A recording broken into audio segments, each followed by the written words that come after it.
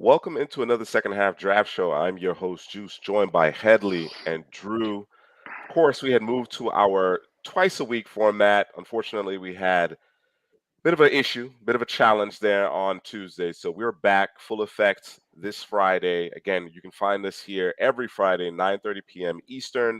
We're talking the Baltimore Ravens and Green Bay Packers. We're going to continue on with our free agency rebuild and 7-round mock drafts, respectively, for a pair of teams each time we go live. So without further ado, let's jump right into it, gentlemen, with the Baltimore Ravens. And as you can see, the Ravens are entering the new league year with $25 million in cap space. But the elephant in the room, right? The big question mark, the big cloud overhanging Baltimore is the Lamar Jackson contract situation. There's been much to do about it, much discussion. Will Lamar remain a Raven? Will he be on the move? What's going to happen here? I know how we feel collectively. We feel collectively that the Baltimore Ravens need to get this deal done, right? It's relatively simple for us. He's a difference maker, and he's such a unique player.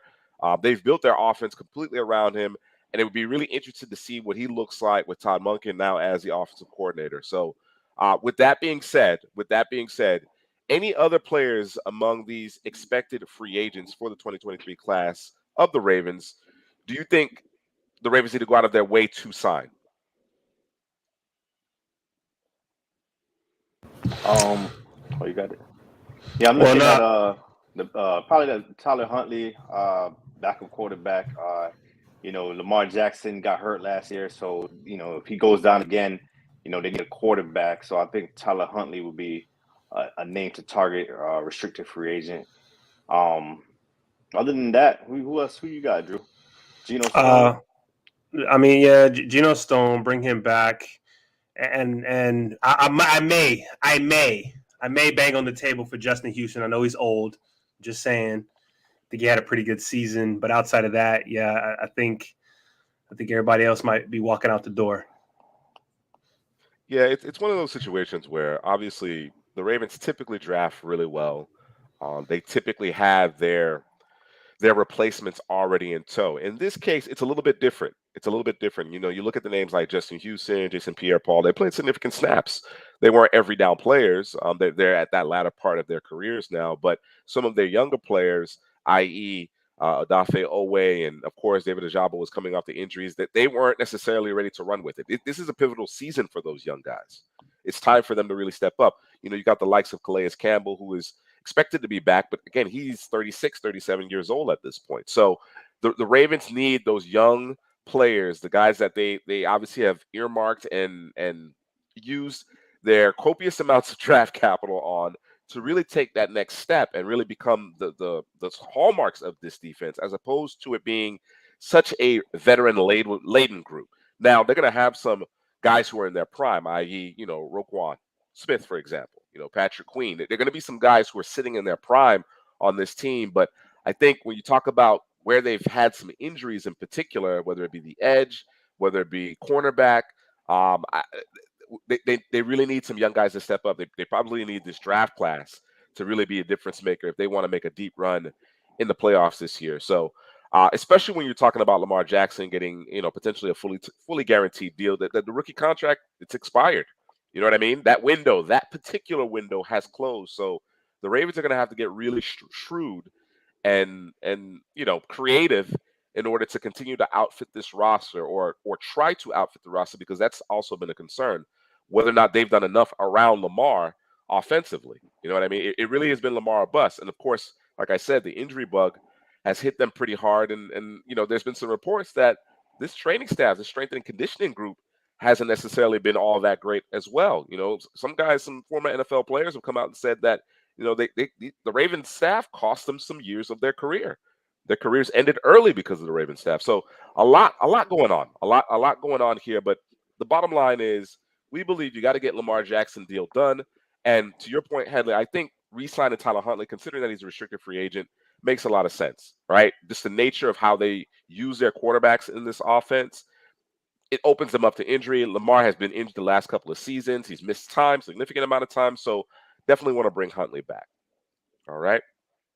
And as you can see here in order to put ourselves in a position to, of course, bring Lamar Jackson back as well as retain Tyler Huntley, we're going to cut safety Chuck Clark. All right, that's going to save us about $3.5 million. We're going to restructure the contracts of Marlon Humphrey and Ronnie Stanley as well. That will put us in a position to re-sign Tyler Huntley. Geno Stone was thrust into a lot of duty this past season. He's a young player. We're going to offer him the right of first refusal tender. And then we're going to franchise tag Lamar Jackson and give ourselves a little bit more runway in order to get a long-term deal done. The reports out of the combine is that the Ravens have made their best offer, and it's really a matter of Lamar's camp reviewing it and getting back to them with some feedback so for potential tweaks. But that's the reports. I believe Josina Anderson was the first to report that. So that's where we stand. That's where we stand from a free agency perspective. Any thoughts before we move on to this mock draft? Yeah, I got one, bro. How is it that year after year you are a team that ends up with injuries and you don't check the strength and conditioning coach, you don't check the medical staff to say, are we doing things right? The players were talking about them guys wasn't on the same page. How is that not addressed? It's $1 billion business. What are we talking about? Let's figure that out. Stop having guys get hurt. That's the easiest way to lose football games to me, right? Outside of not being able to evolve would be to not keep guys healthy. You're paying these guys and they chilling at home or in the bench or in the tub and they can't play, but you're paying them. Like, that's the first place I'm going. For it to happen year after year to me is strange. I hear you.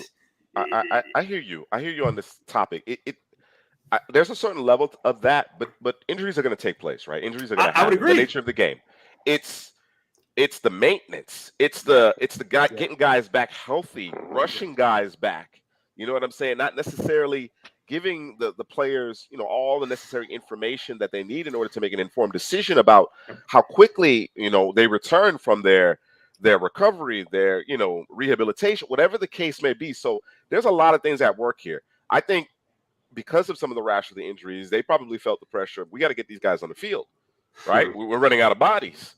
You know what I'm saying? But I think organizationally, not just necessarily the training staff, but organizationally, they have to take some of the blame here. They're culpable, right? Because it is your responsibility to have corresponding depth. You want to make sure that you don't get too old in certain positions and that you're doing your homework from a medical standpoint. And of course, that you're protecting your players to some degree, being able to mitigate the injuries. So yeah, a lot of blame to go around, but I certainly understand your frustration, Drew, as far as, this is your job. You know what I mean? We know what kind of demand this particular business has on your body, but we're talking about players, and not only are they human beings, but if we're talking about it through the prism of being an asset, their health is paramount, right? So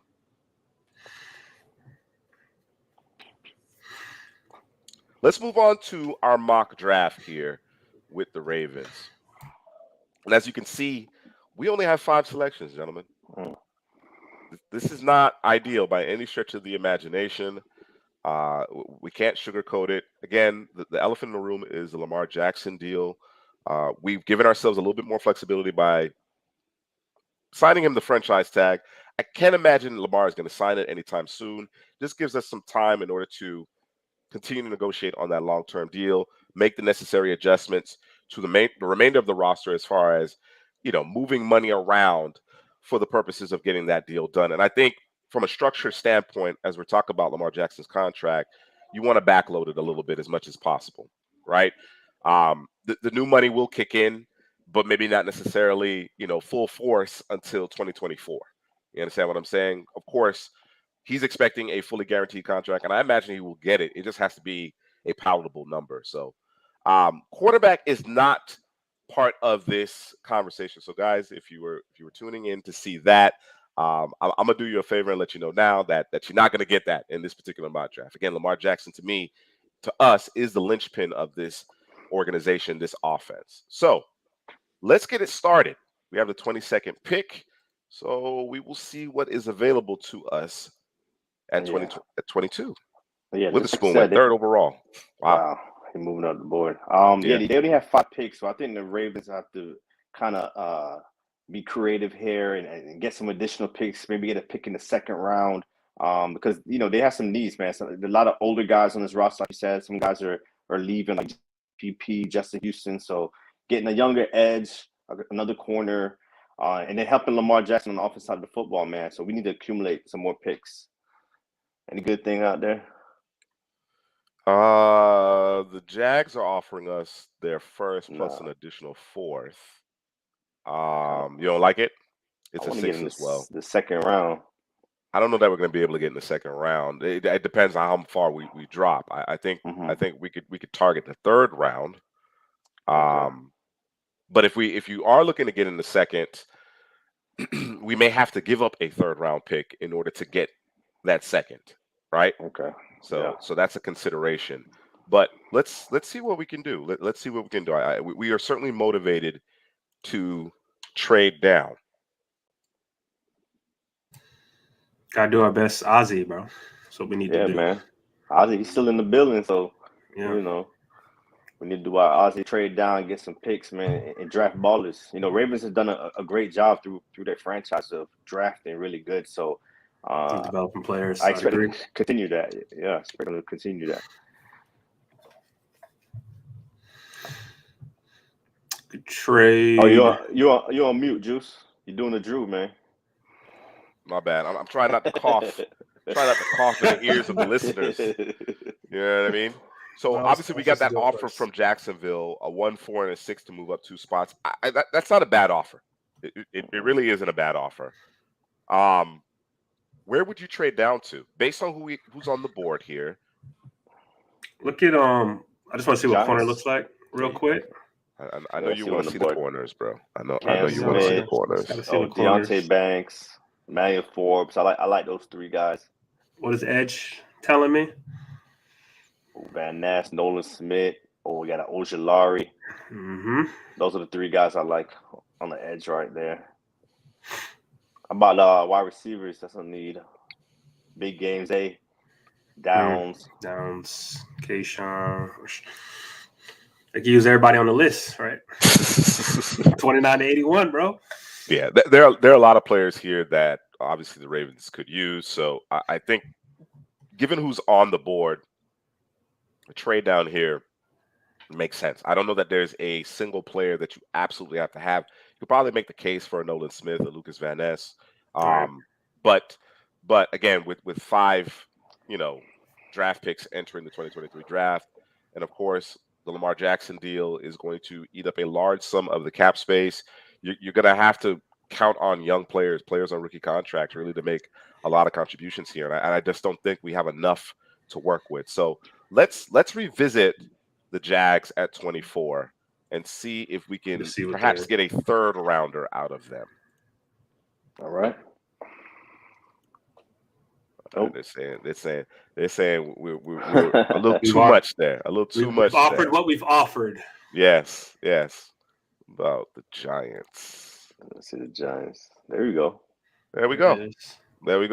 I think if you want to get that third round pick, and hell, you mentioned trying to get into the second round. Let's see what happens at 25. The Ravens are not unaccustomed to moving down multiple times within a round. So that is an option available to us. So let's see ultimately what these next few picks leave us with ultimately. Cam Smith, Van Ness. Those are two guys we're looking at. Here comes the insults. Oh man, we ain't getting nothing good, bro. Nothing. Insult after insult. Patience wasn't terrible, but it still wasn't good. All right, so we'll have to perhaps manufacture something here in order to force our way into the second round. Based on who's on the board, I'm going to look at the positions that Drew certainly wants to see. Nolan Smith, Keon White, BJ Ojulari are your top edges based on NFL mock draft database. And at corner, Cam Smith did come off, but that still leaves you with Deontay Banks, Emmanuel Forbes, Clark Phillips as the top 3 there. DJ Turner, Julius Brents had excellent combines, so I imagine they'll get a little bump here in the coming weeks. We can certainly select here at 25, but if we want to explore, adding that second round pick and perhaps coming off one of our third round picks, we can do that. What do you guys think? Yeah, I think I like the idea because I'm looking for a weapon for Lamar Jackson in the second round. So I like that idea to maybe come up off a third and getting a second round pick back. Okay. Let's see Who's going to be? Is it who's who's going gonna to be be the our Huckleberry? Huckleberry. There it is. Exactly. That's it. Exactly, bro. All right. We'll offer that third. We don't want to come out completely out of the first round, so let's get on the line with Cincinnati Okay. and see if a little too steep for their blood. No, sir. Uh, that'll get There it it done right is. there, though. I said 3 spots is the difference, bro. All All That'll right. right, get it Ravens done. fan. Before you pull Yeah, the trigger, yeah. Ravens fans, how do you feel about this so far? What would you be doing? Who would you draft at this point if you can't find a trade partner? But it looks like we got us one, so see what it looked like. And again, we're making this deal. We like a bevy of the players still on the board. Mm-hmm. We've already traded down once, added a third round pick.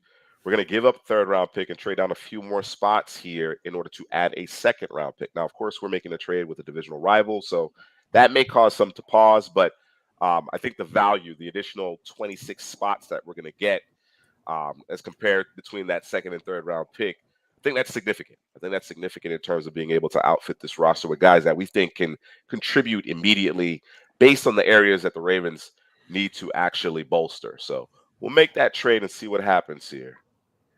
Darnell Washington, Trenton Simpson, Bijan Robinson. Of course, Uh, he went to the Bills. we're in a catbird seat here. We're in a Yep. catbird seat here. Yeah, We I can like it now. go with Nolan Smith. You can grab a Deontay Banks, Emmanuel Forbes. Really solid combines from those two corners. Nolan Smith had a monster combine, showing Yeah, really impressive athleticism. We already liked him, but I don't know that he's going to be available at this late in the first round nah. come the actual draft. Henley, how close is Nolan Smith and BJ Ojulari for you? Yeah, Well, that's I a good got question. Ojulari edge 2, Nolan Smith edge 3. I think Ooh. I graded Nolan Smith. Maybe I think he was a 7.9 in my grade. And this is before the combine. This is just Right. off the tape. I had him 7.9, and I think I had BJ. I think like 8.2 or something like that. So they're really close. I like both players. Ojulari is the better pass rusher. He gets after the quarterback. I think a lot of people are sleeping on him. And Nolan Smith, I like him a little bit better against the run. He's a Right. smaller guy, but he's smart. He's instinctive. He can guard the run. He can drop back in space. I think both of those guys can drop back in space. Yep. But if you want that pure pass rusher, it's Ojulari. If you want the traits guy that could guard the run, Nolan Smith. So as we look at this, as we take a good look at this, I can't imagine Ojulari is going to be available to us at 60, Nah. right? No. Nor do I think Banks or Forbes are going to be available at 60. So what's the plan at 60? Receiver. Receiver is your plan. To me, yeah, get a receiver because we got Tom Monken in the house now. We brought back Lamar Jackson. You got Rashad Bateman, Andrews likely. Those are the two tight ends and the receiver. I think we need another receiver to go with a Bateman, maybe a bigger guy. I'm eyeing Cedric Tillman. I know not a lot of people are as high as Cedric Tillman than I am. I got Cedric Tillman as my wide receiver 3 right now, so I think he'd be a great fit in Baltimore, man. A bigger body, win above the rim. I like him. I like Tillman a lot. Okay. I actually agree with you in terms of Tillman and the fit. I think that's a really good receiver to target here for Baltimore. So what do we do? What do we do at 28? This is the conundrum, but I think looking at the rankings, if I'm not, they were like 20 middle of the like mid 20s in terms of pass defense. They're really good against the run, but I think the problem is they couldn't rush the passer Right. Consistently. Let me say Not it that consistently. way. And then of Right. course, the bodies were hitting the Injuries. floor in the secondary. Yeah. That's true too. That's true. So it's a combination of both things. But if you can rush the passer, not to say you can throw anybody back there, but you can do some things to protect those guys if you can rush the passer. And it's not a lack of trying, not for lack of trying for this, just that things just haven't worked out. Guys haven't developed the way you want them to. So like you had said earlier, Juice. So I think if we're talking pure pass rush, we got to go BJ Ojulari. but I know Nolan Smith is like the darling of the draft right now. Yeah. Yeah, You know the what I'm Raven saying? fans. Until the quarterbacks go. If he draft Ojulari over Nolan Smith, Yeah, the people gonna comment go section, crazy, bro. they're gonna go crazy. But we like Ojulari over Nolan Smith, and the Ravens need to get after the passer more than stopping the run. So I like Ojulari over Nolan Smith here. And Headley was saying it earlier in terms of the traits guy. Nolan Smith is that traits guy. We know what happened when they picked the traits guy last time. He's still developing. I don't think that's an apples to apples. No, it's not. It's not. I'm just poking. I'm just poking. I know. You know what I'm saying? I know what you're saying. Nolan Smith is a better player, period, across the board. Yeah. And I think there's some intangibles from Nolan Smith that I think the Ravens organization would love to have in their building as well. Yep. You understand what I'm saying? Where he may have a little bit more growth. He may not necessarily be quite as far along as BJ Ojulari as a pass rusher. He's a superior run defender. And Ojulari is no slouch in that department. Don't get me wrong, but he's a superior run defender. They're going to value that. They're going to value that. I know they're expecting David Ojabo to take a leap with a full off season, being healthy. You can't give up on Odafe Owe, but again, that was a risk. It was a risk. There was no production from him. You know what I mean? This is a guy who's still learning the position effectively. So my only pushback, my primary pushback here on this is I too have Nolan Smith and Ojulari close. It's the value. You understand what I'm saying? I think you can wait on Ojulari a little bit. We can't get him at 60. We can't get him at 60, right? But if we're picking here, do you still go with Ojulari where you can maybe be able to get him, 4 or 5 picks later? Well, see, you talking about a trade now? Well, I just is that what I'm saying? That's where my head's at. My head's at is the value at this juncture, right? I understand that you're leaning pass rusher, right? Mm-hmm. You're leaning pass rusher, but overall, who do you think is a better player, Drew? It's Nolan Smith. Overall, he's probably the better player. But there's something about Ojulari. I don't know, man. There's something about him, man. But I'm not mad at Nolan Smith, even though I have Ojulari over Nolan Smith. I'm not mad at Nolan Smith. I think he fits what the Ravens like. That physical presence. I think he's more of a Raven than an Ojulari. So I'd agree. If we're doing a mock draft and we're thinking about what the Ravens, the culture and what they want to build, I think Nolan Smith, they probably prefer him over Ojulari. Yeah, that's part of my calculus, but the main thing is the value, right? Again, we have a mindset as far as Ojulari is concerned, as far as his ability to affect the passer from the edge. Again, no slouch in the running game. He good motor. He chased things down backside. Some loose comparisons to Von Miller. So there's a lot to like about Ojulari. My thought process is that, again, I think Nolan Smith currently is a better player. We could talk about ceilings, but Nolan Smith is a better player. He's a more complete player. It's the value for Ojulari, right? This is a team that only has 6 selections. If we draft Ojulari here, to me, I think you're torpedoing the value.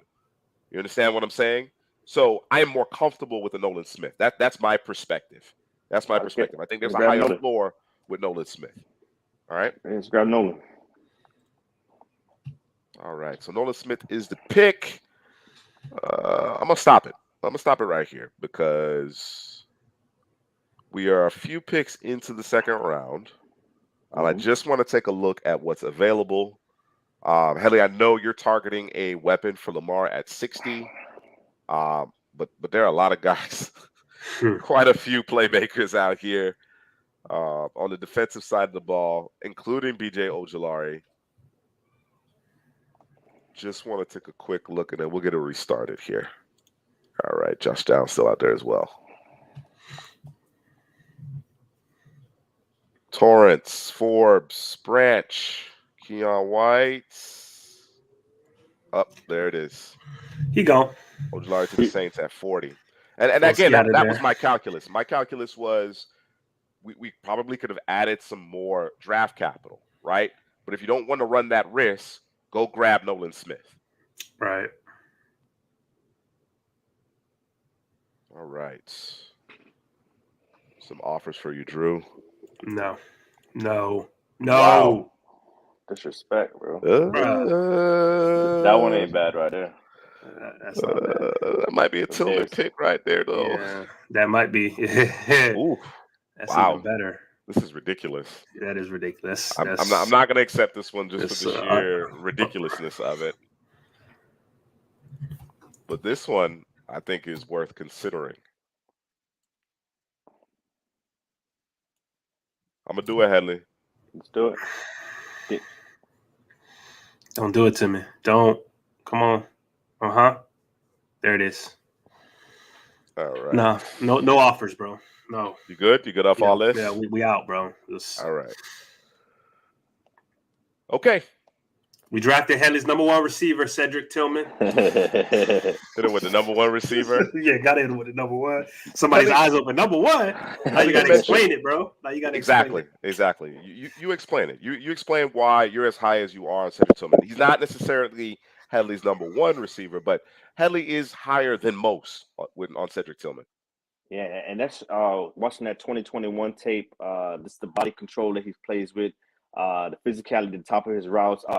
One of my favorite things about Tillman is he sells the vertical and he cuts and comes back, and it's just an easy throw for quarterbacks, man. He's gonna be right there, and then after the catch, he could make a guy miss. He's not super elusive after the catch, but he got strength through contact. So it's just a different kind of receiver for Baltimore. Baltimore, they fall in love with the Duvernays of the world, the Proches of the world. Now let's get a beast, a grown man in Cedric Tillman, and Jalen Hyatt is a talk in Tennessee, the Volunteers receiver because of the speed and what he did last year. But before Hyatt blew up last year, Tillman was a guy in 2021, had the injury in 2022, didn't really show out because he was hurt. But he's still that guy for me, man. He's still the wide receiver 3, not wide receiver 1, but the wide receiver 3 in this draft class for me.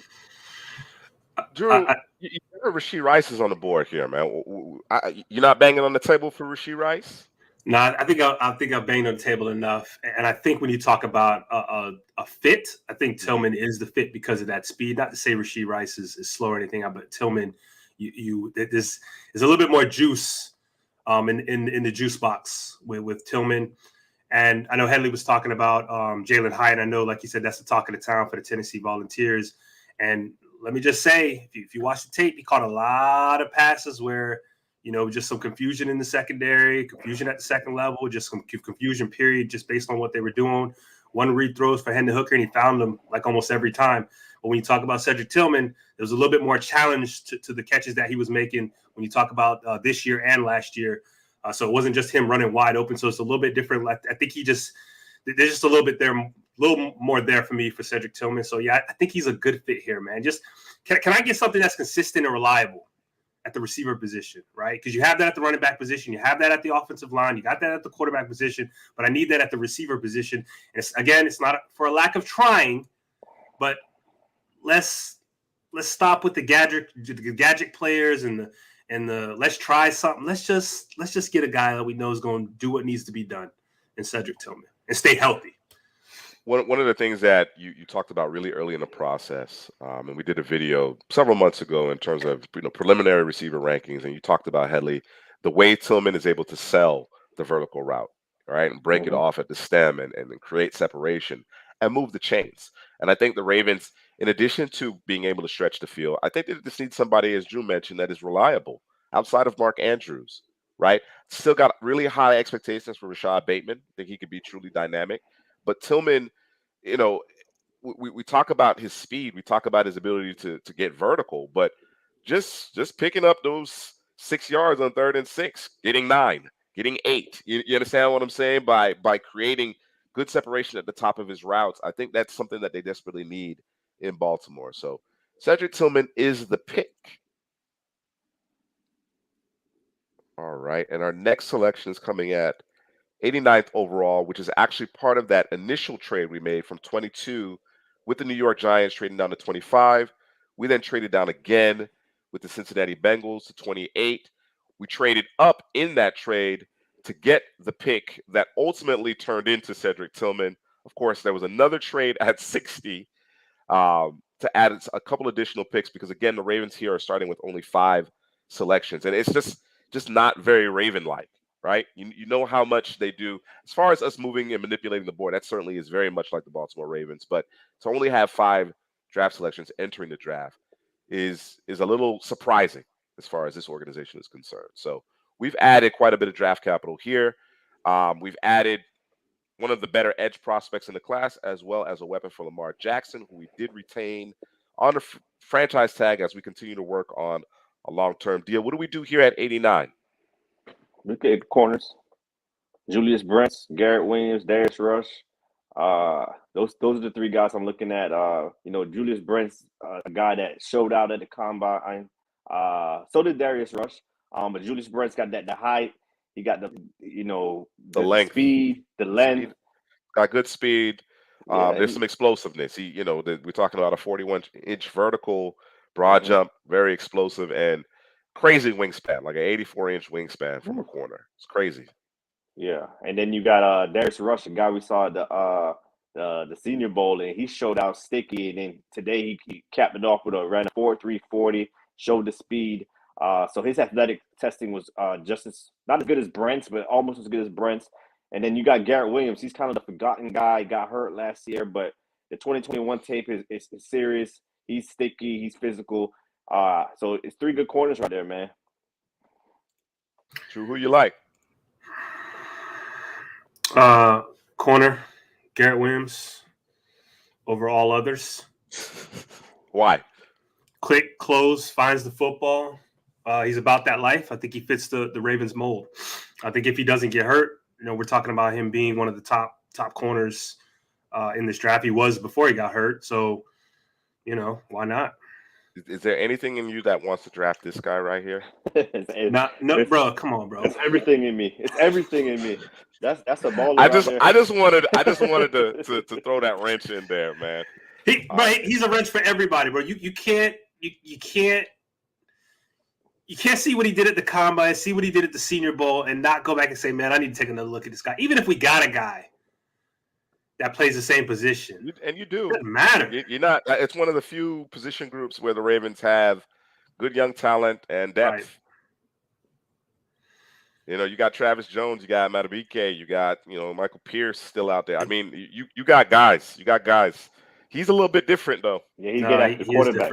He gets after the quarterback. And he can do it from – I think he can do it from any of the positions on the line. I don't know if we know lining up at nose. Maybe you do because of the way he's able to at the point of contact with his leverage, his speed, quickness. Come on, man. Why you had to go? Why you had to go there? These are the hard. Okay, if we do grab him, what corners you think will be there at 124?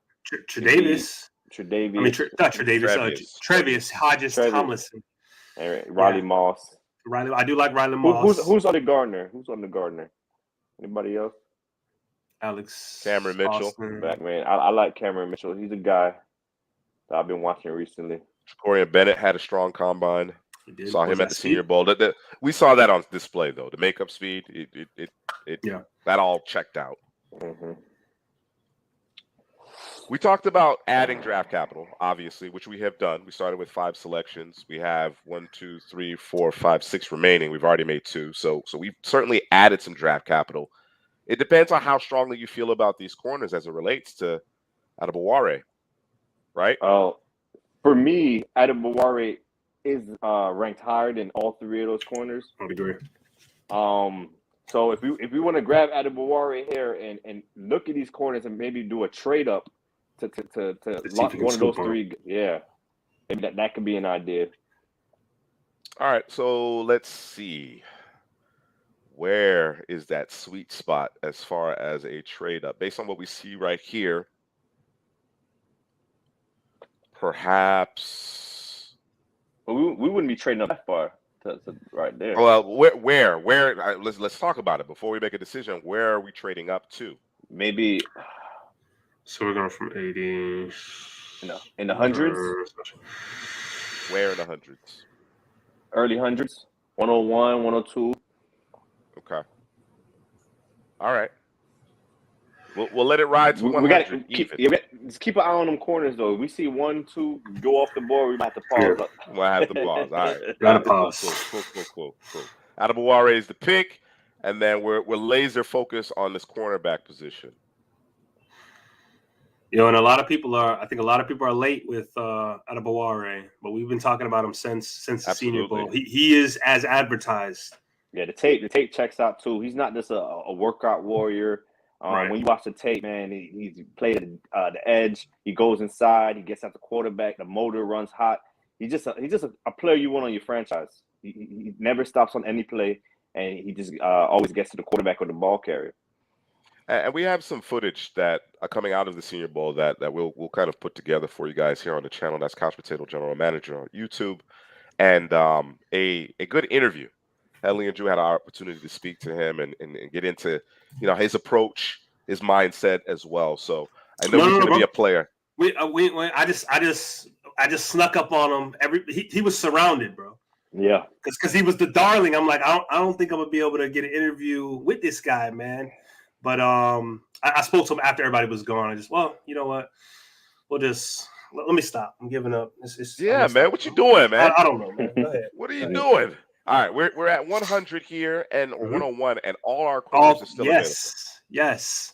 So do we push the envelope a little bit more, or do you say, okay, I want that guy? I believe San Francisco is going to grab one of those corners, just one. I believe that. I don't think the Bears will. Don't think Houston will. It's possible Arizona would be in the market. They would be definitely in the market. Can we talk with Houston? Let's talk to Houston. Let's get on the phone with your boy. Who's over there? D'Amico. Yes, sir. All right. So I think we could probably pull off, these 2 4s for the 4th and the 5th. You guys comfortable with that? Yeah, I think so. Yeah, I'm good with that. All right. Oh. Nope. Absolutely not. So we won't give up both forts. Let's see. Oh, not enough for their taste. There it is. We can't do that. You're gonna get greedy now, huh? Yeah, I got to push the envelope a little bit. Let me see if I can get that 7th round pick back from him. Yeah, that'll do it.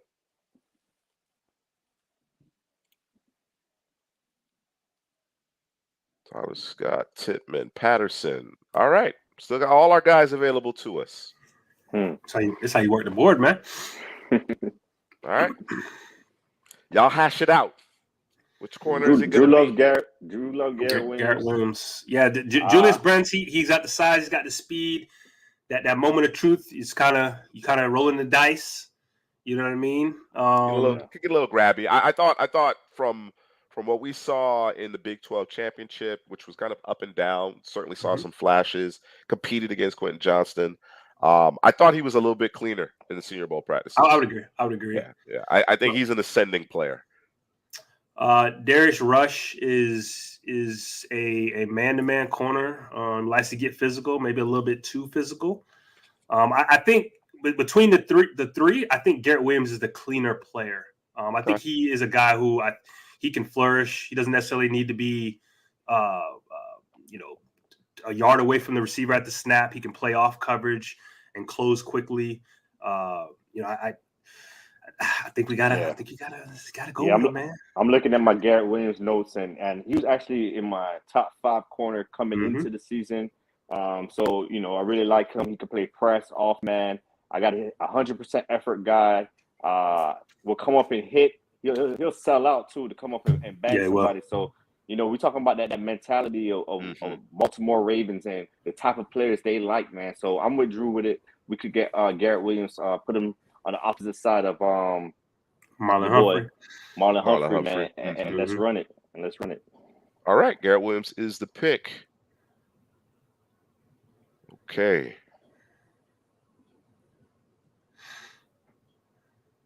Got a little bit of a wait here. Receiver. We a little luxury pick with Adetome, but we couldn't pass him up. And got our corner. So, right now, what do you think is the biggest need? I think we might need to add a running back pretty soon here. I know J.K. Dobbins flashed coming back off an injury last season, but we could add a guy. They still got Gus Edwards on the roster, but I think he might be on his last year. He is. You're right. He is in the last year of his deal. So, yeah, I'm not mad at running back.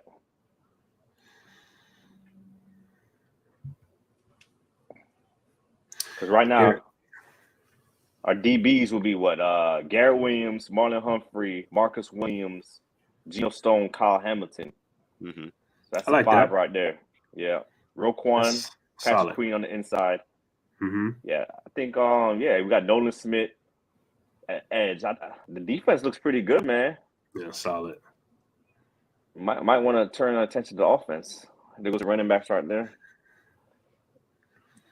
Take a look at them receivers.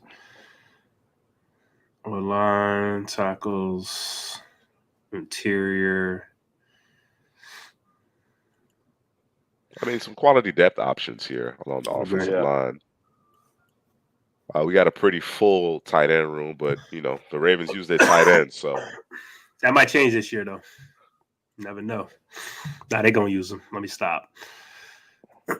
With Todd Monk in there, he know how to use the tight ends. Yeah, I Tom think Monkey, if I'm not mistaken, Dobbins and Edwards are in the last year of their deals. If I'm not mistaken, Dobbins gotta get a might guy. have 2 years. He may have 2 years, but I think they're both in the last year of their deals. Well, you guys there, bro. Israel. That's my guy. Yeah, you already know. Abanakanda. Yeah, I already know. My guy's Deuce Vaughn.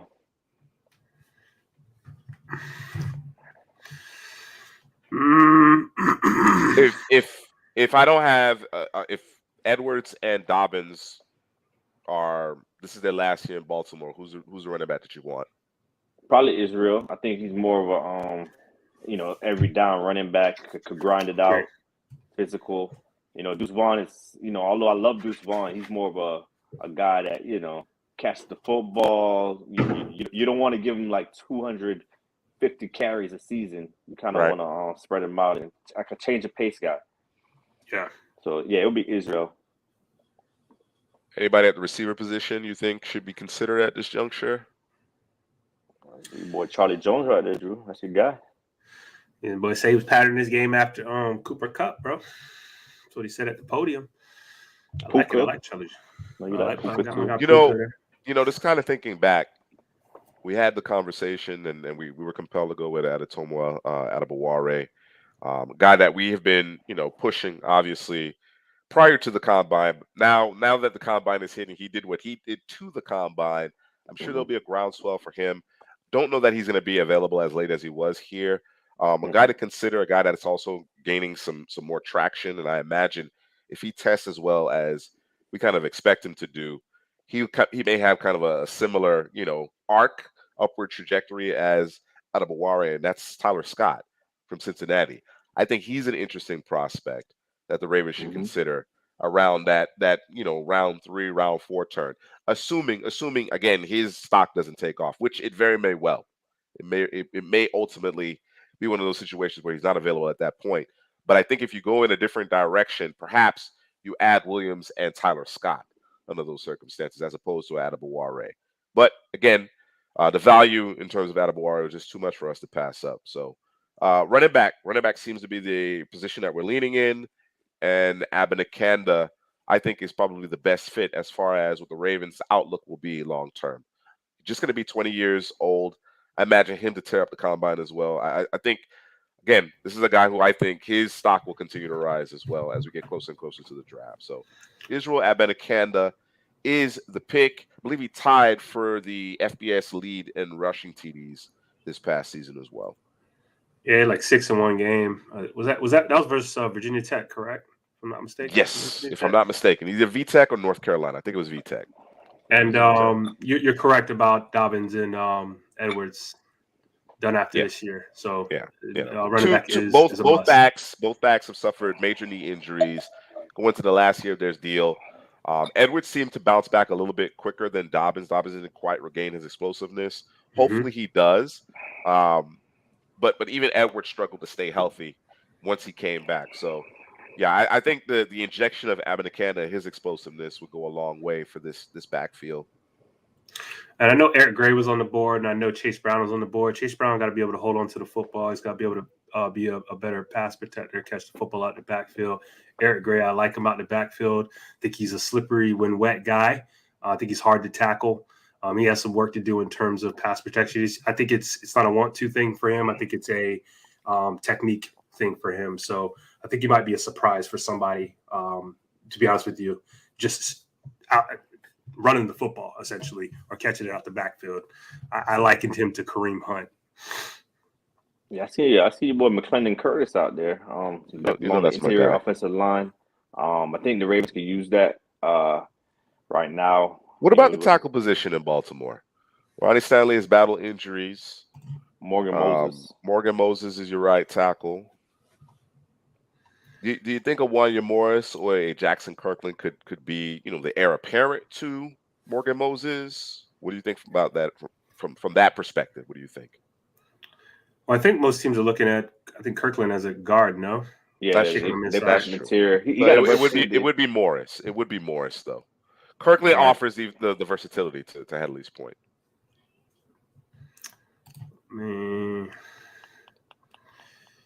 How do you feel about those players as compared to McClendon Curtis?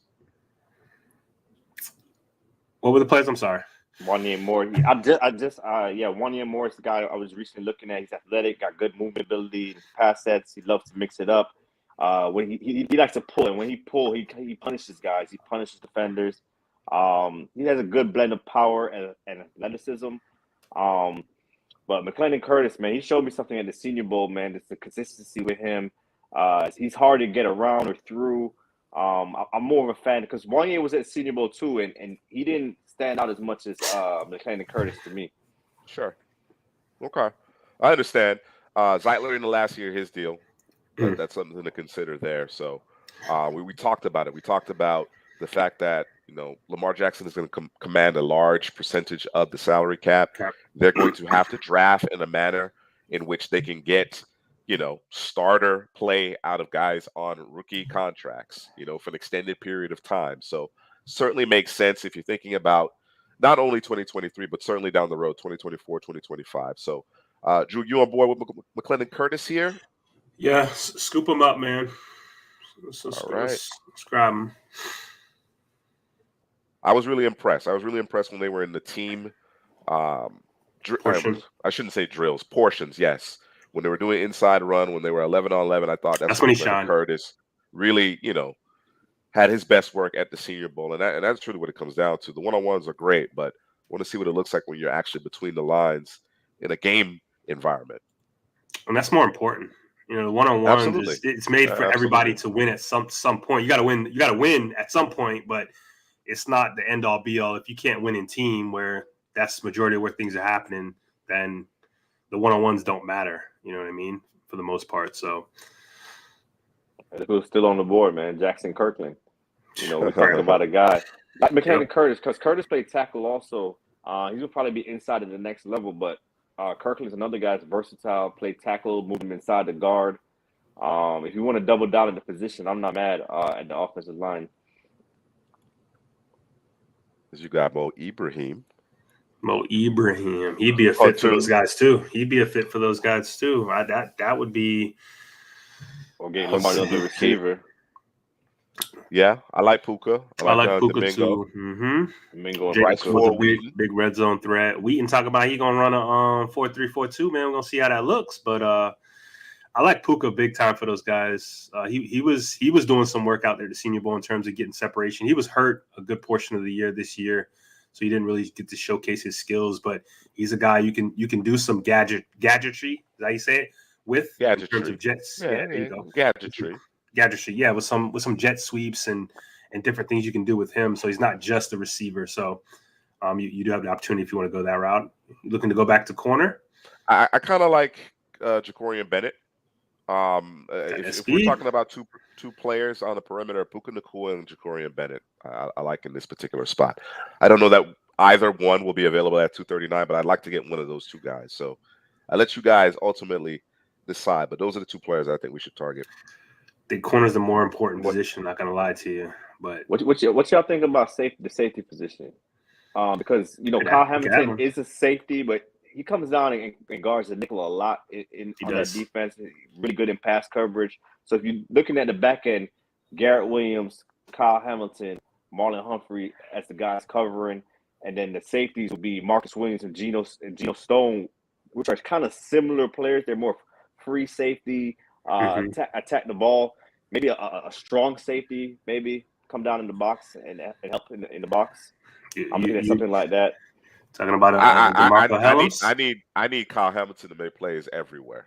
I Yeah, understand what you're he's that saying. guy. He's that guy. Yeah, that's Yeah, what he was billed as. That's what we saw at Notre Dame. yeah. I think that they talk about the athletic testing and the 40 wasn't great, but I think his instincts, his football acumen, the football speed, the actual play speed is where it needs to be. I think going into year 2, he'll take a step, and then of course Yeah, you got Marcus Williams who could play up high, right? yeah. So I'm less concerned about trying to force the issue at safety. And I Hmm. expect Kyle Hamilton to be more of a safety as opposed to being that big nickel defender. You understand what I'm saying? Okay. He can still play that role. Don't get me wrong. That's what we want him predominantly. But Right. I feel good about that trio. The Stone. You got Brandon Stevens to work with as well. He can moonlight as corner and safety. I feel good about Stone, Williams, and Hamilton as the safety. So So you uh, rather draft maybe a yeah, nickel corner and then make Kyle correct. Hamilton play more of the safety role. Right, right. That's Got my you. thought process. And I say that because of who's on the board, right? Yeah. I don't know that there's someone here that I would take over Jacorian Bennett. You understand what I'm Yeah. saying? If we're And going Bennett's defensive another back, guy that could play a corner safety as well. It's kind of interchangeable at this point with these DBs. Yeah, I like Bennett. all right, Drew. I knew he was gonna come to me. Like, you want me to fight for Puka? I mean, I'm giving you an opportunity, but No, I you said don't. it earlier. All I said right. corner's a more Yeah, important yeah, position than yeah, the you did. receiver position right now for these Yeah, you guys. did. You know what I'm saying? Yeah, So yeah, you did. Appreciate that, Okay. J2K, man. Appreciate that. appreciate you, yes, Appreciate the sir. love, bro. All right. So to this point, we've added Nolan Smith, Cedric Tillman, Adetomoa Adebaware, Garrett Williams, Israel Abanikanda, McClendon Curtis, and Jacorian Bennett. I think we've done a good job here, all things considered, right? Again, we started with just 5 selections. Hmm. We've made several picks. A pair of trade downs in the first round. We managed to add a second round pick by giving up a little ground in the first round. Still get the edge that we coveted. It was between Nolan Smith, BJ Ojulari, but from a value perspective, immediate immediate production, overall prospect perspective, we went the Nolan Smith route, added a weapon to Cedric Tillman. I know, and Headley has alluded to this, maybe not necessarily as hyped as his teammate Jalen Hyatt, but when you talk about complete skill set and what he's done over the course of his career, a larger body of work from Cedric Tillman to this point. I mentioned Adebaware, just a monster, freak of nature. Garrett Williams. I think again, he doesn't get injured this past season. We're already talking about a very, very talented, very deep cornerback class. He's in that conversation. At the top of the second round, bottom of the first round. He doesn't get hurt. You know how I feel about Izzy Abanikanda. I think the world will find out about him shortly enough. McClendon Curtis, a favorite of ours coming out of the Senior Bowl in Mobile, as well as Jacorian Bennett. So nice balance here on either side of the ball. A little bit more defensive heavy, but there's quite a bit of attrition as far as this roster is concerned, with free agents making their way onto the free agent market. So we have our last pick here at 239. Which direction do you guys want to go with? You know what I'm gonna say, right? Grab another receiver. I'm just go get you somebody fast, bro. Al Davis, bro. Last pick is always Al Davis. Do you Al Davis? You could go get Trey you Tucker. You could go get where's my guy, bro? I see my guy. Mo Ibrahim. Let's go running back, bro. We'll go back to the backfield. Yeah, man. I don't hate it. What about you, Edley? Nah, Helly gonna fight it though. Go ahead, Yeah, man. I'm looking at Trey Tucker from Cincinnati, the wide Okay. receiver. I ain't mad at that either. He could be Duvernay replacement right there. Helping the return game as well. special Yeah, I would teams. agree. How do you guys feel about Dawan Jones? Baller. Oh, beast. That Big, strong, monster. 6'8", Yeah, he's monster. 340. Yeah. He's a monster, man. And He's he moves nasty. well. He moves well for his size too. He does. That's the thing. Guys that big sometimes laboring, can't get to a certain spot. And day one doesn't have a problem with that. Yeah, No, you're absolutely mine's right, too. J2K. Mine's Yeah, too. yeah. Tillman and Ozzy. I've kind of in my mind's eye, I see Tillman in the Bears uniform. In my mind's eye, and if they were able to add Adebaware, that would be fantastic. It's gonna be tough though, Yeah, because they talking about he's gonna, Adebaware might be yeah, first round. yeah, he's gonna End of fly up the first board. round now. Yeah, he's gonna fly up the board. Ain't no more secrets. He was on Bruce Feldman's, freak list. Yeah. He just confirmed everything about that whole situation. Again, we'll have a video coming out just featuring him in short order, so guys get a little bit more insight into that young player, that young interior defensive lineman. All right. So Headley, you mentioned Trey Tucker. Drew, you're pushing Mo Ibrahim. Yeah, break the tie, bro. You don't go off the rails. Here we go. Nah. I ain't gonna go off the rails. Man. I'm gonna keep it funky though. I am gonna keep it funky. Let's go with Trey Tucker. He has some juice, like you said. Like you said, he's a natural replacement for Devin Duvernay. And maybe he offers a bit more at the receiving position. You know what I mean? I think the Ravens can stand to have more competition, more healthy bodies at receiver. So Trey Tucker is the pick. All right, Hadley, break it down. Break down this draft class. All right, man. The top, man. We traded down 2 times from pick. I think we went from 22nd to 25th to 28th. We wanted to accumulate more draft picks because the Ravens got to replenish some of this roster. So at 28, we grabbed Nolan Smith. I know the conversation was Ojulari or Nolan Smith. I'm a big Ojulari guy myself. Pass rushing, I think he might be the best pass rusher in the class. But Nolan Smith's more complete, stops the run. He ran that 4.39. The athleticism is off the chart, so we went with Nolan Smith. I think he just fits the Ravens' mentality more, the physical demeanor. Next up, we drafted Cedric Tillman, my guy, wide receiver, just 2021 tape, wide receiver 3 right now behind Addison and JSN. JSN moved up my board, so I had to move Tillman down to number 3, but yeah, he's a physical receiver, and you're talking about stack of stat. Tillman does that really well, man, stacking DBs, getting behind defenders, and then Adetomwe, we wasn't really looking at him, but he was falling on the draft class, and we just had to get him, man. We just, the Ravens are pretty strong at defense, interior defensive line, but we had to get Ade there. Garrett Williams, a favorite of CPGM Drews. He was one of my top 5 receivers coming into the year. Got hurt, so people kind of forgot about him. But 100% physical player. Will deplete guys, man. Another guy that fits that Ravens mentality. Israel Abaconda, another physical guy that fits the Ravens mentality. Dobbins and Gus Edwards on the last year of the deal. They probably going to need a running back coming up here. Love Izzy, love the fit. And then we went Curtis, guy that showed out at the Senior Bowl. Bennett showed out at the Senior Bowl. And Trey Tucker was at the Senior Bowl as well, man. And he adds an element that could replace the Duvernay return specialist as well. So really like the class here. I thought we addressed a lot of the needs. And we got ballers, man. We got ballers all across the board. All right. That's going to do it for the Ravens draft class. Do you want that last word? Yeah, real quick, because I see JTK was talking about Addy, and when Headley was down there listening to him, he was talking to a couple of people, and one of the questions that was asked of him was, what do you say about teams that are, about your size? And he's like, first of all, I'm not undersized. I'm not undersized. Did you see me out there? It was kind of one of those things. Like, did you see me out there? Like, you know what I'm saying? And his size works to his advantage, to be honest with you. And he knows it and he uses it easily. So, yeah. Yeah, I like it. I like it, top to bottom. I think we managed to do some good work here with the Ravens. Really interested to hear what the Ravens fans think of this one, considering that the Ravens are going to have to be busy. They're typically busy regardless. They manipulate the draft board as well as any organization, and I think they're really going to have to pull out all the stops this time around. Everything that Eric DeCosta's learned from Ozzie Newsome, he's probably going to have to pull out of his hat here in this particular draft, the 2023 NFL draft.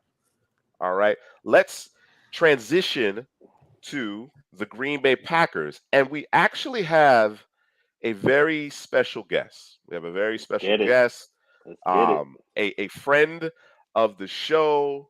We have Jake Shavink joining us. What's going on, Good to Jake? have you, Hey Jake. guys, What's how up? you What's up?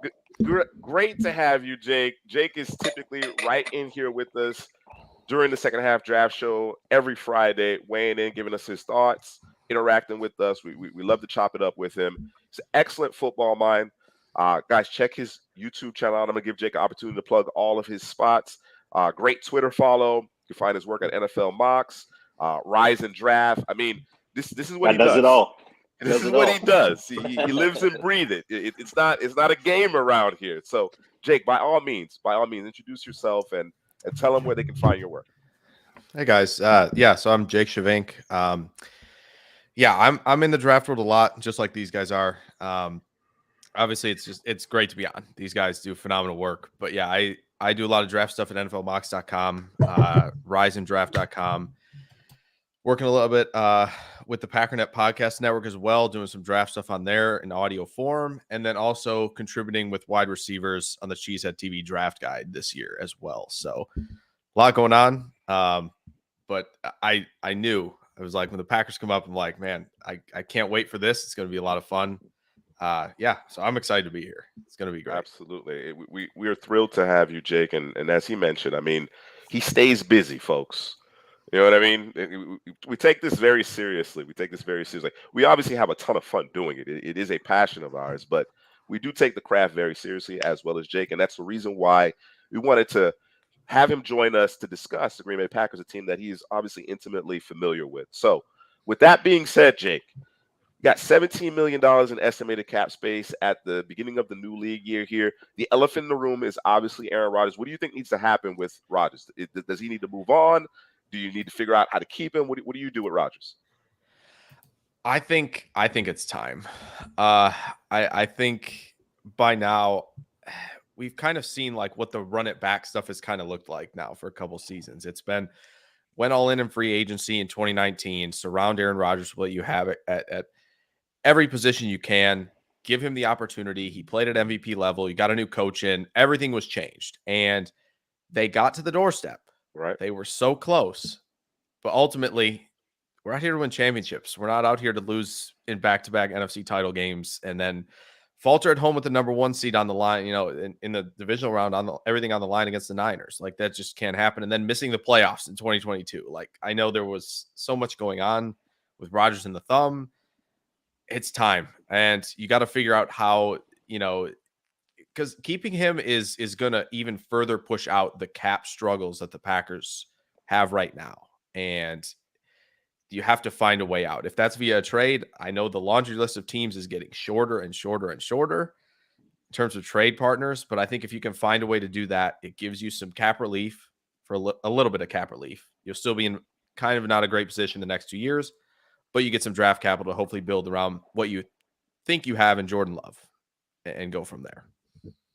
And you get to confirm one way or another whether or not Jordan Love is the guy, whether or not you plan on moving forward with a guy that you traded up for and selected in the first round. So I don't necessarily disagree with you. I'm a huge Aaron Rodgers fan. I've been a big proponent of his for a very long time.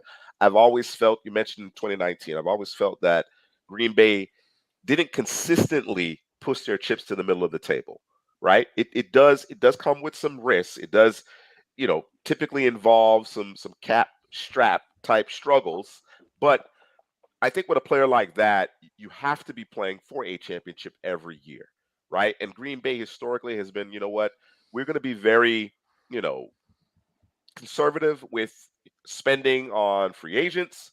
We're going to draft in a particular manner. We're not necessarily going to, use the top of our draft capital, the highest, allocation of our draft capital at the skill positions, just things of that nature. Me personally, again, once Rodgers started playing at a championship level or MVP level, my thought process had always been you need to be going for it more often than not, right? And like I said, it may create some challenges on the back end, but it's worth it if you can raise that Lombardi trophy. So in this particular exercise, we are operating as if Rodgers will be back an additional year. right? We're not able to necessarily get draft capital via our mock draft database that we're leveraging. So we're operating in that particular fashion. We're not going to create a situation where, we have an incoming rookie that may be battling with Jordan Love to give him some competition or anything like that. But I agree with you in the sense that it is time. I think it's time for both parties, in my opinion. I really do think it's best that they go their separate ways. Now, the landing spot is the other concern. I think for my purposes, I know there's a lot of conversation about the New York Jets. I like the Raiders. I like the Raiders potentially being the landing spot. What type of compensation would you be looking for? Would you expect for Rodgers? That's a tough question. I feel like there's been a lot of talk both ways about what teams should be giving up and what the Packers should be looking for. I don't think they should be looking for anything less than at least a 1 and an early day 2 pick, the year after, or vice versa. If teams are like, okay, we'll give you a day 2 pick, a 2 or a 3 this year. We'll make that second round pick next year conditional that he's still playing. And that seems more reasonable to me. I know there's some people that are throwing out the third rounders, like a pair of third rounders. That is 100% a no, especially given Green Bay's history on third round picks recently. It's not been good. So I think you're looking at, I think the reasonable way to do it is to give up a 2 this year and then a conditional 1 next year. That's a 1 or a 2 based on if he's playing. That makes sense. That makes sense. That actually, I think, would create a scenario where more teams might actually be involved, willing to come to the table and take on the risk, because Rodgers may call it quits a year from now. So certainly, I don't think there's any chance he's not playing this year, but certainly beyond 2023, that there is a question mark there. We have a question here for you, Jake, from a Bears fan. Jake, do you think Rodgers will take a pay? Do you think Rodgers will take a pay cut if you give him a tent and let him sleep on the 50-yard line until game day? Asking as a Bears fan. Bruh. Yo. It's so good. It's good. Yeah, I know Bears fans are sick of it. I know. Of course they are. They're Of course they are. Yeah, they can't wait. They can't wait till that comes to an end. Let's take a quick look at what we did here, Jake, so that you get primed for our mock draft. So what we're doing here is we're going to restructure David Bakhtiari's contract, frees up about $8 million in additional cap space, puts us at $25 million. We're going to re-sign Rudy Ford. He actually played well considering some of the challenges, injuries that the Green Bay suffered in the secondary. We thought Juan Thornhill had a great season. We're not expecting Adrian Amos back. Darnell Savage, probably this is his last year in Green Bay. So Juan Thornhill comes in on a relatively cap-friendly deal here, considering how essential he was to the back end of Kansas City's defense. William Gostin gives you that 5-tech, gives you a big body up front to allow second-level defenders to flow and make plays. And then Robert Woods. And I teased this earlier in the day on Twitter with you because you like Jackson Smith and Jigba at 15th overall. Love it. Now that we have Woods, who I think is a really good fit, right? Woods can play outside, he can play inside. Not the same player, obviously, but that veteran ability to and understanding of how to manipulate coverage and find the soft spots in the zone. He would be he'd be an upgrade to Randall Cobb in my mind. And then certainly what he can do for that young receiver room, right? What he can impart on them. Before we get into this mock draft, what's your thought process with Robert Woods being in the fold? Are you still thinking this is the year that we go receiver in the first round?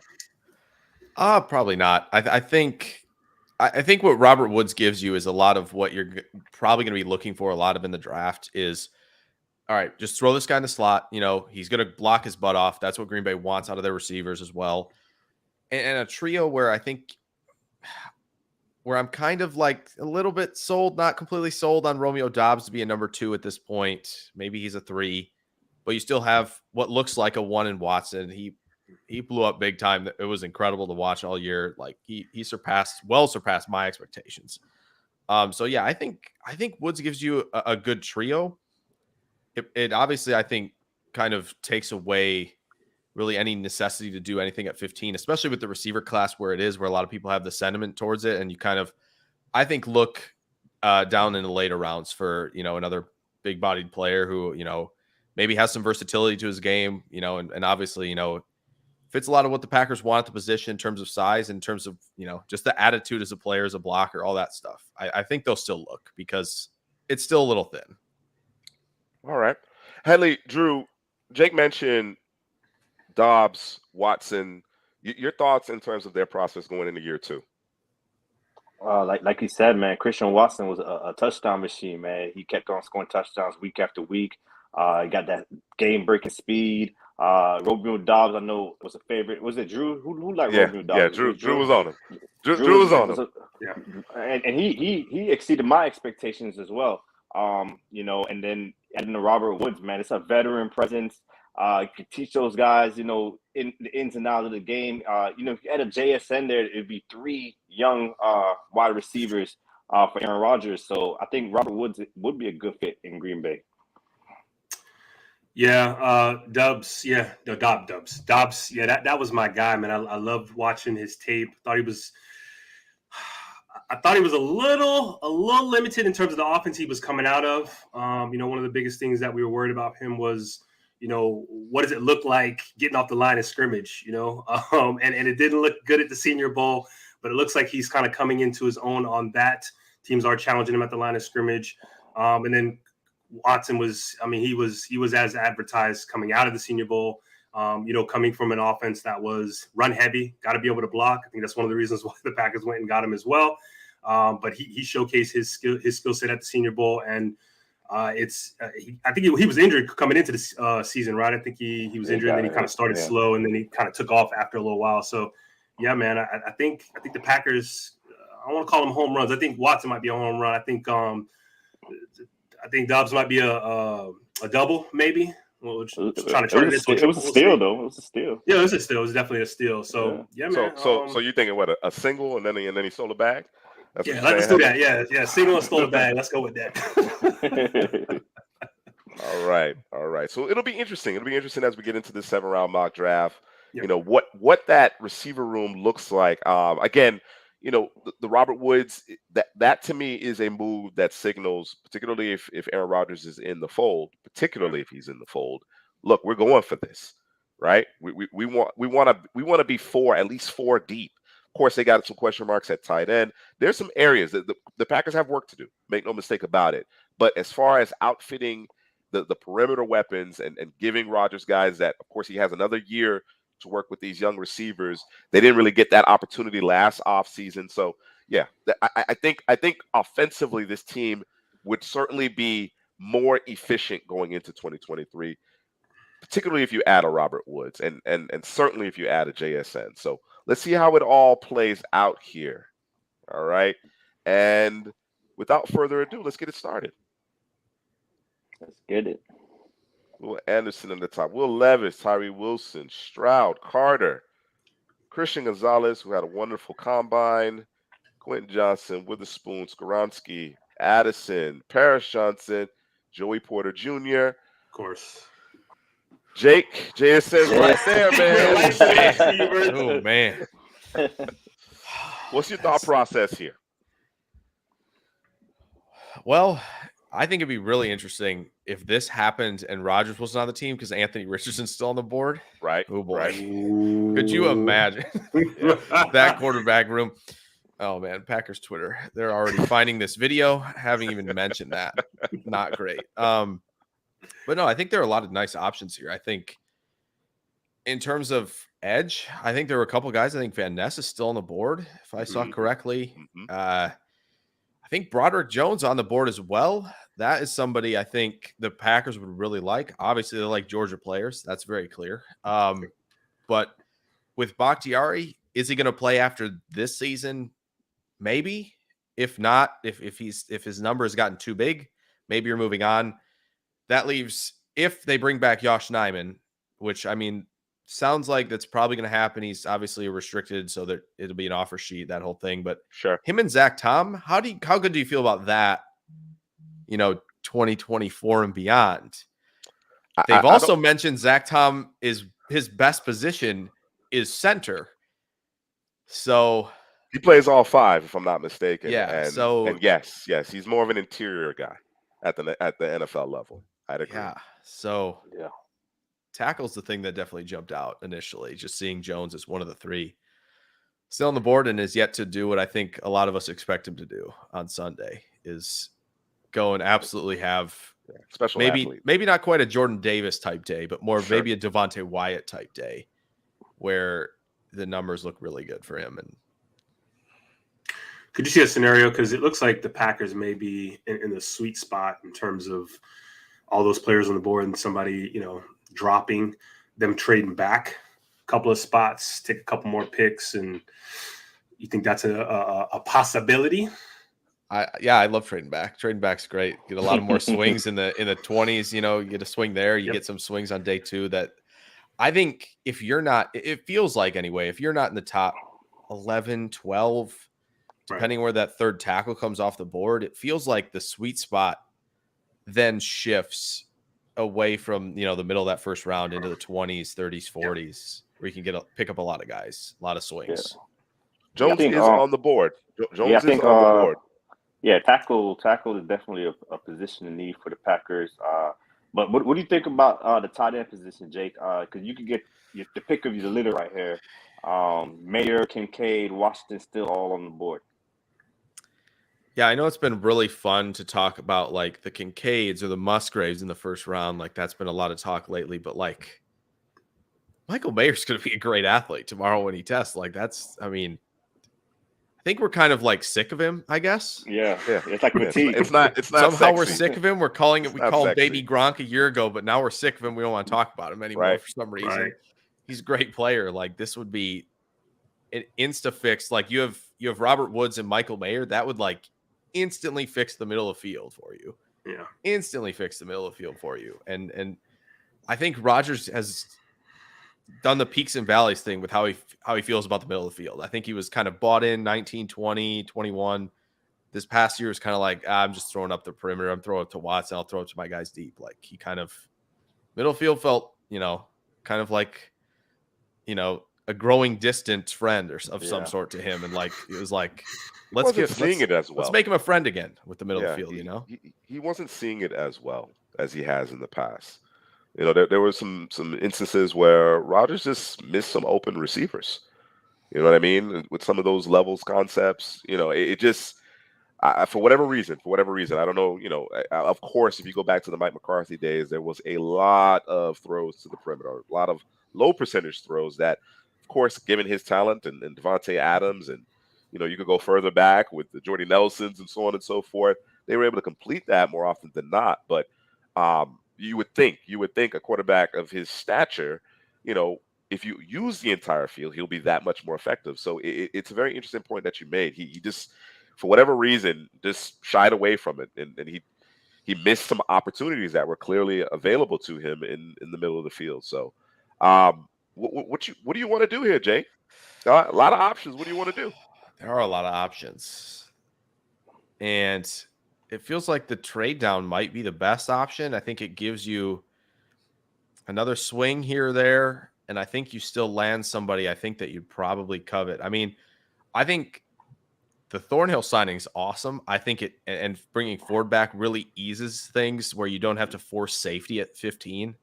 With a Brian Branch per se. Yeah, or in the 20s even if he were to fall there in a trade back. So I think it gives you some flexibility where if you're like hyper focused on tackle and tight end, you feel like there's some depth there. I know we talked about Broderick Jones, but if Anton Harrison's there in the 20s, I wouldn't hate that either at all. Like that's something I like Harrison a lot. Yeah. I don't know why we're not talking about him more. We probably will be after the numbers come in athletically. Once the testing is all said and done. Yes, absolutely. Yeah. And then they'll be like, oh, the film's good too. Yeah, it's crazy. So, yeah, I think the move back might make sense. I know Van Ness there. Someone might want to come up and get Van Ness if we feel like, edge feels pretty good, but we want to add a name there, but we don't feel confident in doing this early. Like, sure. I think the trade back might be something that I would lean towards. Hadley, Drew, you on board with the trade back? Yeah, I'm fine with it. Like there's a lot of players. I think the only scenario where we don't trade back and we have to select somebody that probably won't be on the board is the tackle Broderick Jones. But Anton Harrison, I have him graded the same exact grade as Broderick Jones. They have the same grade for me. So I wouldn't be mad at Anton Harrison. Okay, Drew, where do we trade back to? Whew, that's a good question, man. Go to tackles real quick. I just want to see something. All right, and go to tight end real quick. They're all there. No, I'm think just about it. looking at the range. Just looking at the range. Tight end is deep too. That's a deep class. So Yeah, it is a deep class. you know, you get Musgrave maybe in the second round. You got Tucker Kraft, Sam Laporta. A lot of good tight ends. No, we're just working on a Packers 7-round mock draft. That's all.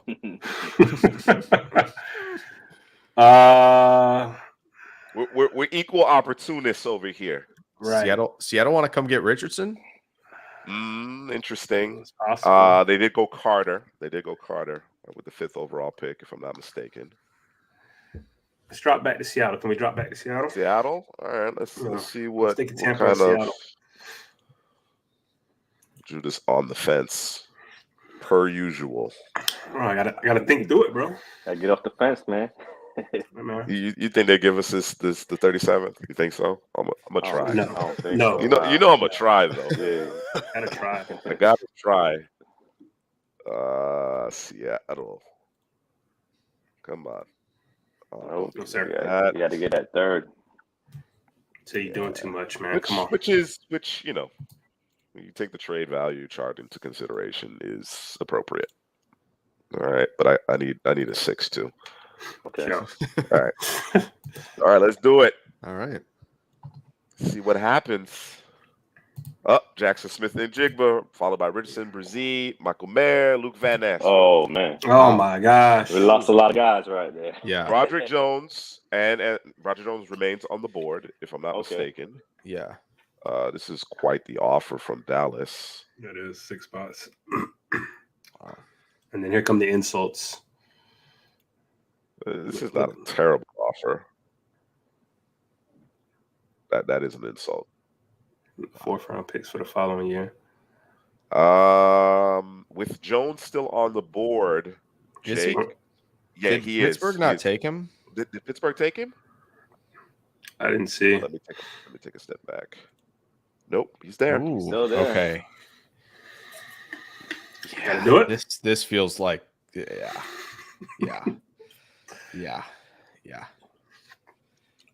Broderick Jones it is. Let's get him. Pull the trigger. All right.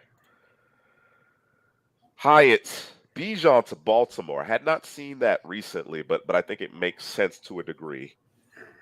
Talk about the running back situation. Yeah, we got a little bit of a wait here. Not a long one, but a little bit of a wait here. I don't know, man. I might have gone back to that Dallas trade. That's just me though. Particularly how you had Anton Harrison and Broderick Jones pretty close there. Did Harrison go? Yeah, Kansas City, I think. Kansas City, yeah. I think yeah, you're you've been able to get Kansas him. City. Yeah, you're in front of Kansas City. You got your 2nd round pick. Because they have the Orlando Brown situation over there. So, all right, we're back on the clock here. 45th overall, Broderick Jones in tow. What's your thought process here, Jake? Tight end? Who's the tight end? Tight end. Musgrave. Receiver. Musgrave, Kraft. Edge, Naduke, Will McDonald. Foskey went like Hall. 3 picks earlier, I think, something like that. Yeah, that's rough. That would have been a really nice fit there. I would agree. What's interior D line look like there? Interior D line. Oh, Well, they got Mozzie. this guy sitting out here who's not. I like Mozzie too. An edge. Oh yeah, but Mozzie is out here. Oh, man, you get to flank Mozzie Smith with Wyatt and Clark on your 5-man fronts. Yep. Oh man, man. That's a tough one to pass up there. Want to go Mozzie? Yeah, and the Packers fans who want like all the weapons to come in the first 2 rounds are gonna be loving this. They're gonna be sick. They're gonna be sick. This is a couch potato GM special here, though. Yes, it is. Broderick Jones and Mozzie Smith. Yes, it is. Man. The trenches. Trenches, CPGM man. special. Trenches. I like it. You like the Mozzie Smith? Hadley and Drew, you on board with the Mozzie Smith? I do. Yeah, I'm on board with the Mozzie Smith. All right, man. I'm Let's get gonna take a dig though. You know, I always got to take a dig, right? So take a dig. for Mozzie, I like him. I wanted to see him finish more. That was really one of my biggest things with him. Just finish more, man, because I think he could have made more plays. But you know, he's a guy that I do like a lot. But yeah, I ain't mad at the pick. I like it. Getting the trenches right in Green Bay. Jake, you mentioned it. You know that there's a concern about Bakhtiari long term, and who's playing opposite Bakhtiari. There's question marks there. And then Green Bay has struggled to stop the run. Yes. You know, for several seasons, several consecutive seasons, they've really struggled to control the line of scrimmage on the defensive side of the ball. So, particularly when you're playing in Green Bay, that cold weather, you'd like to be able to run the football with Aaron Jones, AJ Dillon, and then of course stop the run. So, certainly understand that pick of Mozzie Smith there. It's not a bad offer. Wow. 99 and 102. Wow. We will see if San Francisco is willing to re-engage here after we take a good look at what's available to us. So you got that man out here. We went Mozzie Smith, but we got that man out here. Jack Campbell had a strong combine as well. I believe his stock is climbing. You guys out there? Yeah. Chris Smith is out there, man. It's your guy. I know he didn't test well, but Yeah, he did not. That was unfortunate. I was hoping for faster time today. I thought we were going to see a little bit faster time. That was I think the safeties collectively didn't do test as well, you know, from a 40 perspective than what we were kind of anticipating. Yeah. What's it look like past Chris Smith? Let's take a look. Battle Jamie Robinson, Sidney Brown, who I love. I know Jamie Robinson is a huge Headley guy. Brandon Joseph, Jair Brown, he struggled from a testing perspective, but solid tape there. I like Brandon Joseph, what he does in coverage. No Adrian Amos, as we mentioned, and Darnell Savage is going into the last year his deal. We did bring in Juan Thornhill. So we do have one safety position locked down, but I think it's a position we certainly can address here. It is. There's a lot. I think there's a lot there. Yeah, the depth is there, right? Yep. Yeah. Yep. And we have another pick in 5 selections. So. Oh yeah, that's true. That's true. Zach Harrison's definitely a Green Bay guy. Yes, he is. Yeah, that's a Packer. Oh yeah, that is a Packer. Oh yeah. Go back to the tight end conversation here. Tucker Kraft. Tucker Kraft. I know you was on Tucker Kraft early. Yeah, that feel. Yeah, I think if the Pack, it's going to be interesting to see how tight end goes for the Packers, because I think like you guys said, like Mayer in the 20s, I feel like I would be very, very comfortable with doing something like that. I think after that, probably those high testers are going to, sure. Like Musgrave is going to, probably run his way, potentially out of range of 45. Right. Yeah. And for a position that feels like requires development and requires, multiple seasons in tow, it feels like this is more of where the Packers might look the sweet spot at. And I wouldn't be mad at Kraft or Laporta here in one of the next 2 selections, because we got 2 pretty quick on the turnaround. We go Porter and a safety. Porter and safety. We go tight end and a safety. Back to back. Or What's safety receiver look like? She Rice, Nathaniel Dell, Cedric Tillman are your top 3. I think Tyler Scott is kind of like a Green Bay type of guy. Jaden Reed. There's some good receivers available. There are some good receivers available. Even if you want to go his butt off in Green Bay, sounds about right. Yeah, as well. I think Hutchinson will be somebody Green Bay likes as well. That's true. An expand the catch radius type of player. Like, he's going to give Rodgers or the young QB, a friendly target to throw to. So I got Michael Wilson out there a little bit later. It's true. As long as he tests well, he'll be all right. He'll fly the board. Just got to test well. Great. Haley, what's your thought process? If you look at tight ends, Tucker Kraft, Sam Laporta, those guys are pretty good. I think we could probably wait a little bit if we want to add a receiver. Like you guys just mentioned Michael Wilson. We saw him at the Senior Bowl, man, and yeah, the twitch, the size, he has it all. You just got to stay healthy. The safety positions are, like I said, man, I got like Chris Smith, Jamie Robinson, Sidney Brown, Jair. Is Jair still out there? Yeah. Yeah. Yep. Mhm. Yeah, Jair Brown. I got them all kind of lumped in, grouped together. I like any one of those guys, so we could potentially wait for safety a little bit. So Let's get that tight tight end. end. Yeah. Tight Let's end? let's get the tight end. Let's get the tight end. So, Jake, you decide, man. Tucker Kraft, Sam Laporta. Who's it going to be? Oh man, I feel like I want to take Tucker Kraft here.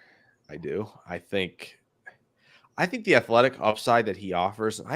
I know a lot of people maybe a little bit soured on how he blocks. I think he's been pretty good as far as, especially at FCS level. I think he's been a pretty good at the point of attack in line. I think he can be that type of player, be a Y and flex out to an F. I think he can do both. I have this feeling though that I feel like Laporta would be more of what the Packers would look at than Kraft. Just a feeling that they might look there, but I would probably lean Tucker Kraft. Tucker Kraft. Yeah, I would agree with Jake. You on board with that, Drew? I'm looking at us thinking about Sam Laporta, and I would agree with him in terms of who the Packers would probably go after, fit more of their mold. But that upside for Kraft is. I think Kraft's the receiver option. My weakness on Kraft was the blocking, that stuff. I think Laporta might be a better blocker than him, but as far as pure pass catching and receiving, Tucker Kraft. Listen, Mercedes Lewis will live forever. Let's go Tucker Kraft. Wicks, Hutchinson, Brandon Joseph, one pick. Jay. And I would target Davis Allen later as your blocker, because I know Mercedes Lewis, that was one big thing that Aaron Rodgers appreciated about Mercedes Lewis's ability to block. So I think Allen can be that guy for them. Those damn Bucks, Drew. Hey man, we do what we do, bro. They got a good one right there. They did get a good one. They did get a good one. Appreciate it. I love wheat. Appreciate it. Yeah, we got a Cowboys 7-round mock too on the channel. Yeah, definitely. Check out the rock. We didn't draft Bijan, so don't. Why are you? Why am I spoiling it? Yes, bro. There's like 8 of the picks. It's okay. They don't live for the first pick. Some people do. They just they might give up on Pollard the franchise tag, right? The talk. Yeah, they did. Say they did already. And Jerry wants Ezekiel Elliott back. So come on, man. Dallas Cowboy fan, don't expect Bijan Robinson in Dallas. Man. We tried to tell them. They ain't listen. It's okay though. All right. So a lot of intriguing players here on the board. We have Broderick Jones after a trade down, Mozzie Smith, Tucker Kraft. And as part of that trade down, we acquired the 83rd overall pick, and that's where we sit now. We talked about safety, tight end and safety. We're kind of bouncing back and forth. A pair of safeties came off, Jair Brown as well as Christopher Smith. Still leaves us with Jamie Robinson, Sidney Brown, Jordan Battle. His star has kind of diminished a little bit, but he's available as well as J.L. Skinner. And then I think there's a fairly significant drop after Jair Brown's on the Jair board Brown. too. Yeah, after Jair Brown, there's a fairly significant drop. I saw a cornerback with a 4.27, I believe, on the board here. Yo. Oh yeah, DJ Turner. Elite speed. Oh man. Helly, give me your thoughts on Turner, man. On tape, man, I thought the physical parts of the game, I think he kind of struggled a little bit there. He's a fast guy. He's quick. But it's just about the physical parts of the game. That's my knock on him. I didn't know he was gonna run a 4.26 though. That's the wrench in there. I thought he was more a 4.3 guy, but yeah, 4.26 is impressive, man. But that changes it for you? Nah, That changes anything for you? that doesn't really change much. Doesn't really change Okay, much. okay, just making sure. Yeah, he might probably a day two guy because of that 4-2. Yeah. All right. So we got Turner to consider. Where else are you thinking, Jake? I mean, I think safety obviously comes to Yep. mind first. I think edge might still be an underrated type. Oh man, Harrison's such a That's your guy, man. player, man. Fit. Ade Adebawore would be incredible for this defensive line up front. I do think Harrison is somebody that the Packers are gonna, Yeah. because The archetype. yeah, He's the archetype. Gutekunst mentioned the depth at a few positions during his interview, and the Packers do like to often target areas of depth in the draft at certain spots. He mentioned edge, mentioned tight end, and mentioned corner. I want to take a safety here, but I have a feeling if Zach Harrison's still on the board at 83, that they would look there. I think it gives you a heck of a rotation. Harrison kind of almost feels like a diet version of Gary. It's like the athleticism is there. You can see it. You see how powerful he is. Yeah. But he just hasn't put it all together in terms of production. Right. Oh, that's what they do, and everybody gets mad about it, and then 3 years later they're right. That's just how it goes. Right. Yeah, I think it's probably Harrison or a safety here would be where I'd lean. Drew Hadley, your thoughts? I think Jake is right. You think? Do you ever think that the archetype thing gets them in trouble, causes them to miss players that they otherwise should have probably drafted? And oh yeah, we could have a lot of discussion at a certain Receiver? wide receiver position about passing up on some guys who are just a little too small, and Right. we could have that conversation. That's always a fun one. But yeah, I think I like it. Speaking of receivers, I like those two receivers on the board. Rasheed Rice, Cedric Tillman. Both of those guys, especially Rasheed Rice, man, he's a physical guy. You know, could block after the catch. We can work him in because we brought in Robert Woods, but Robert Woods is an older player, probably just a 2-year deal. a rental 2-year deal. So we need to develop another receiver, and Rasheed Rice, I think he fits that bill. I'm a second Rasheed Rice, which y'all know why. It's true. I think Rice and Tillman would both be guys they would consider. It's the size thing. They're Tank Dell would be awesome. That'd be fun. Marvin Mims would be fun as well.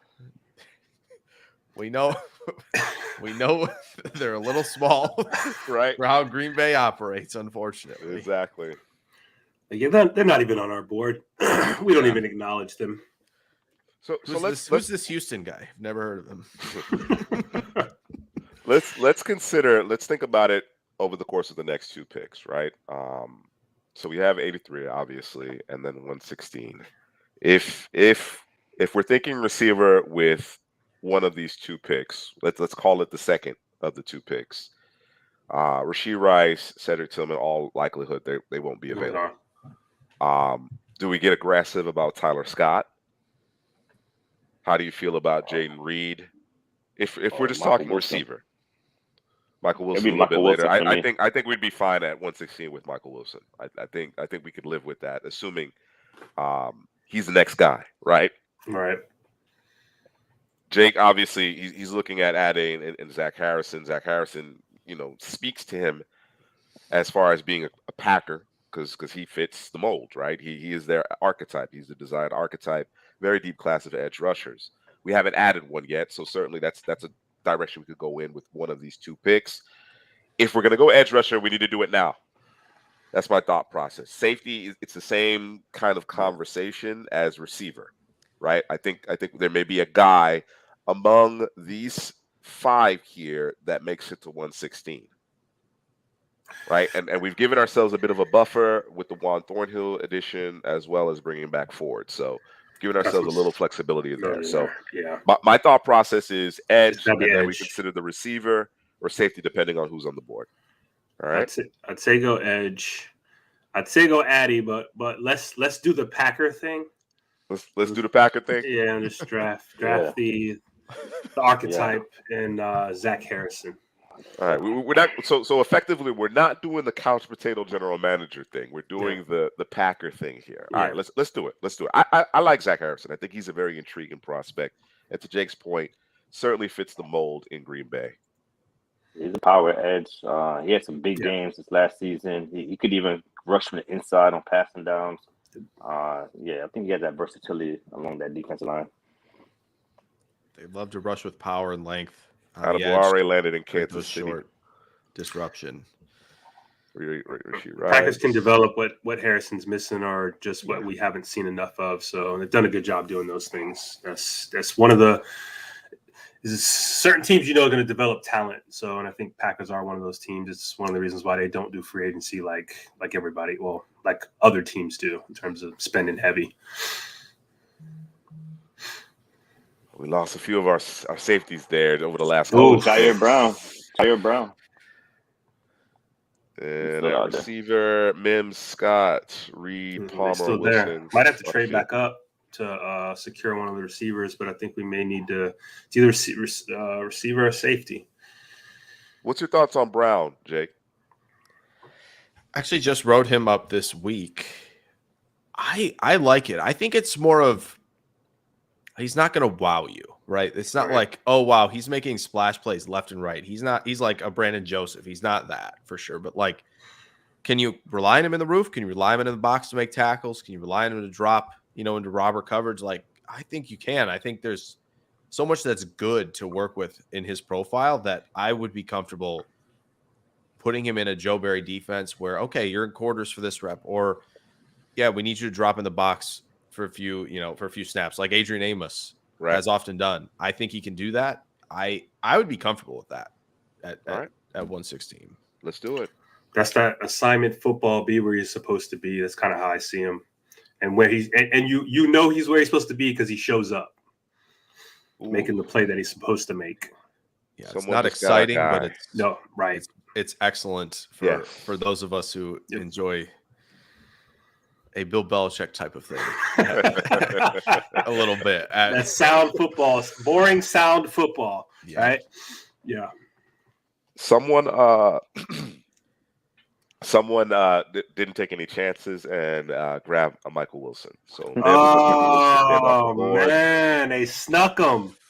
Just a few picks after we selected. That puts us in the Tyler Scott, Jaden Reed, Trey Palmer area. Not necessarily, as far as Jaden Reed and Trey Palmer, not necessarily the size speed combination that the Packers typically look for, but certainly those guys possess speed. I think Tyler Scott becomes really intriguing here. What are you guys' thoughts about perhaps moving up? We have the 151, the 171. We actually have quite a few picks left. 8 picks, if I'm not mistaken. So it depends on how much you cover a receiver here or whether or not you're willing to go in a completely different direction. I'm looking up Trey Palmer measurements right now. Yeah. I know Reed ain't that tall, so I looked him up and said, hey, I don't think you remember him being that tall, and he's not. Yeah, he's more of a slot guy. Yeah. Jaden Reed's a smaller guy. Tyler Scott's kind of a smaller guy. I believe Reed plays bigger than his size, though. But no, he does. Jaden Reed definitely plays bigger than his size. Mm-hmm. I'm looking a little bit further down. I think if they move up a receiver here. Yeah. We just worry about him creating that separation. Some people were talking about him playing tight end. I'm like, separation, get that separation. Yeah. Sounds familiar. Another smaller school guy who went to the Senior Bowl maybe a year ago. He can't separate, and then boom. I kind of like Puka. I kind of like Puka for him. Yeah, that's. Let me check because again, with the Robert Woods edition, it didn't necessarily force us to force our hand here.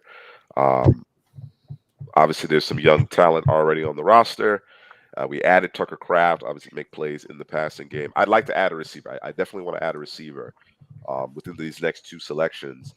But if you're looking for a receiver with a little bit more size, Yeah. I think Puka Nakua is the guy that jumps out to me. I also like Jonathan Mingo quite a bit. We Oh, yeah. we Love collectively like Mingo. Jonathan Love Mingo. Mingo.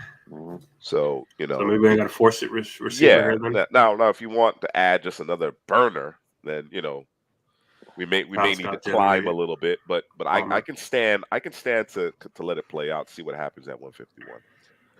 Let it run. Hakeem Jarrett's got some juice too. Yes, he does. Yeah, he does. Yep. Yes, he does. All right, Jen Reed just went. They had some receivers at Maryland, just couldn't get them boys the football over there with Yeah. Tua's brother.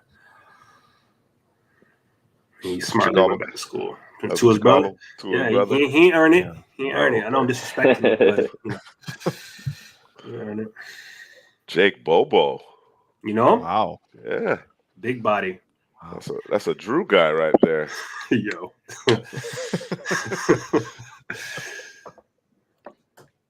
Everybody wants this pick.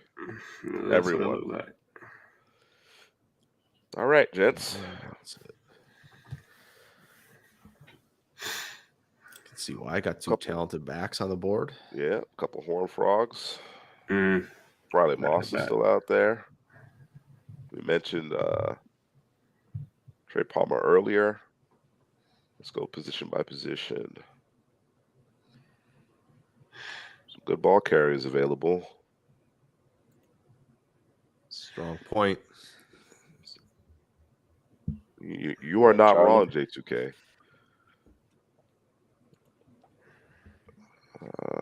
Let's see, Drew. What's your thought process here? We'll try to get you the guy a little bit later. I appreciate you, man. All right, Thank you. we'll try to get you for the guy a little bit looking later. out for me. I like that. O-line, go interior. I just want to see what that looks like.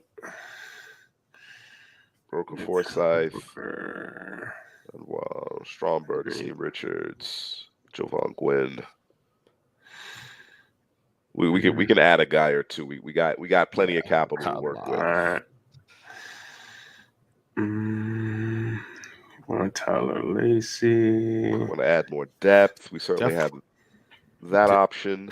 Definitely a couple names on there that if Mozzie Smith wasn't already Sure. Chosen. Yeah, we could. chosen, that would be in that nose tackle mold that Joe Mo could help things out. Uh-huh. Brenton Cox fell off. I don't know what Yaya happened to that Diaby guy. had a good combine. Yes. That's true. I don't know how I feel about Lonnie Phelps. Some interesting options at linebacker on day 3. They don't necessarily Need a linebacker. represent. Nor is the need huge, but they don't necessarily represent the archetype Green Bay favors. It's true, but it's too small. Pair of corners I like there. Mekhi Garner I think is intriguing. I had hoped he ran a little bit better, but Yeah. I like his size. You know how we Jay feel about Jay Ward. Ward. Yeah. Really versatile player. We didn't bring Brett Mason Crosby. Yes. Yeah. We didn't This bring is him true. back. So. Chad Ryland looked pretty good in Mobile. Yes, he did. So looked pretty good down there. Yeah. All right, Jake. think- What are you thinking? I think the receiver is probably Where you want to go? I think the way to go. I have a feeling this could be a Riley Moss spot too. Yeah. I do think Green Bay is going to look at corner on day 3. But man, there's a lot of different archetypes and different talents at receiver that I think are worth exploring at this spot. Puka, like you said, is really strong fit there. I would love to take Raheem Jarrett. If he's actually the listed 6'1", 192, we're good. True, right? We're good. We're good. But I have a feeling I think it's a lie. I think it's a little lie. A little off. might not be true. They may have embellished just a tad. He might be walking around with them Bryce Young shoes. Yeah. Yo, on Twitter. the platforms. Yeah, Can we stick platforms. next to Samori Toure just to see really quick because Samori Toure is like legitimately 6 foot, I think 192. I'm pretty sure. So if anybody's not Samori Toure, Right. So let's see the corner or receiver. Is what we're saying. so I think so. I know you like Riley. Corners. Riley Moss. Riley Moss would be good. I do. He showed me something at the Senior Bowl. His Cameron ability to Mitchell. just Cameron Mitchell, match I think, is gonna start climbing here. climbing boards. Yeah. I think Moss. I thought that the numbers were solid today, no? I think as well for him. They should be. Yeah. I didn't The see them. I numbers didn't see were them for Riley Moss, but some of the advanced analytics tracking him at the Senior Bowl, he had one of those faster times. So the play speed is there without question. Yeah. He's nice when he turns, locates the football, doesn't lose speed. He's not too handsy. no, he he's trusts his not. technique. He does. That's that Iowa football though. Yeah. Yep. Very much Jair Brown at corner almost. Right. Let's I think we should stick here. I think this is pick your favorite receiver, and we're hoping Raheem Jarrett is 6 foot. let's do that. Let's do sure. Let's do it. He is as of right now. As of right now, Can't it's prove good. it wrong. That's what he's gonna be right now till further notice. That'll be the excuse. Oh man, come on, make it. Don't do it. Come on. Warren Frost came off the board. Riley's gone. Kansas City, man. We should have traded up. We just let it happen. We just watched it. We did watch it happen. And let it happen. We did. It's okay. Some other guys there. Got Mekhi Gardner. Alex Austin's making the rounds on draft Twitter right now. He a lot of people is talking about him. He is. But this guy, Cameron Mitchell, Jacorian Bennett also. The speed. Yeah, Bennett would be nice, I think. I think it might be time. We've got the receiving guy. We've got the receiving guy in Kraft. Might be time to double dip. Oh, Davis Allen, go get my guy. Stop playing. Stop playing. Right now. Stop playing. I almost forgot about him over here looking at these corners. There it is. Double dip. Yeah. Yeah, there's a little bit more depth here at the cornerback position. Yeah. I'd love the compliment there between those two. Absolutely. Yeah. Absolutely. Even if I like if you're like me and you think that I think Kraft can take the step I think he as a blocker as well, Yep. but you're already getting a great receiver out of him. Yep. Let Allen take some of those reps early on in line and you're good to go. I swear. Oh my gosh, the Kansas Chiefs, City did it again. I swear the Chiefs keep doing it. You guys took man. 5 corners last year. What are you doing? Like, what's What are going you on? doing? Come on. I think they've taken 3 of our players, I think. Oh my Back to back God. here with these guys, man. They don't stop, man. Corey Trice had a good day. Corey Trice, Purdue. Yeah.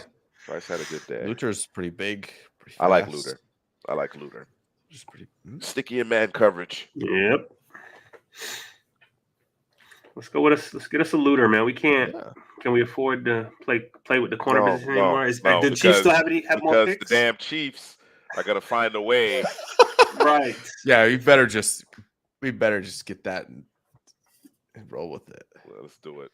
Lee, one of the great Packers fans from the channel, checking in. Nice. You said decline 6 picks to stay last year with the Jackrabbits? Can't confirm that. Yeah, the NIL was targeting big time. Ooh.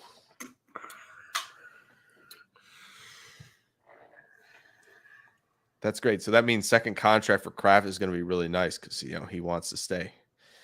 Right. The How many picks we got left? Went quite A late. lot. Yeah, we have 5 remaining. So Let's load up this Jake O-line. is quite accurate. We have a lot.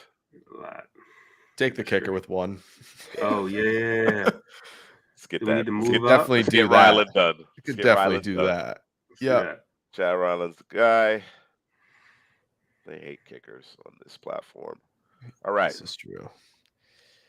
Oh, there go your guy. You know how I feel about Is he a kickers. fit though? Is he a fit for what they do? Is I my don't question. care. You don't I don't care. I don't care. Another Aaron Jones type, a little bit more of a Yeah. lightning to the thunder of an AJ Dillon. Sure. Daniel Scott's definitely a fit at safety. Yeah. If we hadn't I'd already agree gone with that. Jair Brown and had a lot more Daniel free Scott. agency, Oh, yeah. that would be a fit for Green Bay. Yeah. I give you the Linebacker head nod groups. on that one for sure. Abdullah had a good combine as well. Anthony Orgy. Isaiah Moore. As you got Baskerville, Drew. Bumper Pool. What did Bumper Pool do? Let me. Was he invited? I don't Oh, recall. Oh, come on! They didn't invite him. All them tackles. I don't and they didn't know. invite him? I don't That's know. I'm crazy. asking. I was Oh, asking. all right. Well, let me check it out because that's crazy talk, man. What? Sometimes they do that. Sometimes they do that. They do. They What's it? Offensive Shafted on the us. interior offensive line. How's that Yeah. look right now? Mafi still there? Oh, he is. And Gwynn is still there too. And Gwen. And Yeah. Zavala. Wow. Okay. That's a lot there. We haven't done the dip that the Packers love to do on day 3 at Yes, they offensive do. line Yes, they and do. find a stud. So who's the stud here? Guarantee. Exactly. Oh, man. Mitchell, though. Oh, Mitchell would be a really nice ad. Measurables can take a hike. I'd do it. Yeah. Yeah. I'm with At this you. point, At I this mean, point. where are we? 237. Yeah. Take Throw a those shot. out. Throw those out of there. Get the talent. All right. So trade down, acquired Broderick Jones, Mozzie Smith, Tucker Kraft, Zach Harrison, Jair Brown, Raheem Jarrett, Davis Allen, Darrell Luter. After being sniped about 5 times by Kansas City to get a cornerback, Chad Ryland to replace Mason Crosby, and then Keaton Mitchell. We couldn't help ourselves considering the explosiveness that he offers out of the backfield, particularly at 237. So back on the clock here. The interior, you guys are still there. Yeah. Good time. Daniel Scott is still available. Well, he's still there. A lot of special team snaps too with him, and Yeah. that's Yeah. got to keep getting better there. Got a couple players here that you could add Man, to that down line. Redmond Yep, looks really good He did. I like Redmond. yesterday. Ikuliota had a really strong combine. Tested Oh, well. Oh, I a thought he Georgia would test defender well. still available? Oh, Okay. right. Oh, wow. That's Jake Andrews. I think we definitely use one of the I think it's 3 on Buffy Gwynn or Yeah, I would agree. Zavala. One of those 3 I think would be Okay. good to land. But if we want Daniel Scott, it's probably going to happen now. Do the Chiefs pick between now and 256? That's the question. You can't chance it. Take Scott. I would take Daniel Scott. I think it's a good call. Add Scott to the mix. And then we come back and see if we can get us a Gwynn. Yeah, I think Or Mafi. there's a good chance. Oh, yeah. Yep, they're all there for us. We got right in front of Kansas City. Right in front of What do they Kansas need? City. What do they need? What do they need? Take whatever it is. Whatever it is they need. Take it. Yo. Yeah, they need tackles, don't they? Just take one. No. Just take one. No. Wow, both of them made it, right? I think Mafi and Gwynn both did, right? Yep. Yeah. Zavala's there as well. And then Beal's still there as well. Wow. There's a lot there. Any receivers to maybe fill out a room that we're looking for Wheaton said he's going to run a 4-2 tomorrow or whenever it is that the receivers go. That's what he said. 4-2, 4-3. He said, I don't want anybody to know. It was on a TikTok or a YouTube short I seen. He was talking to somebody. He's like, yeah, I'm not supposed to let anybody know that, but that's what I'm expected to run. I was like, all right. Anytime somebody says that, though, I wonder. Dubose is out here. Yeah. It's a good option. CJ Johnson, interesting guy. Malik Knowles. Jacob Copeland has fallen far. Yes, he has. Fallen off. This guy was supposed to be special, man. Yeah. You know what happened, though, right? What happened? He got stuck at Clemson.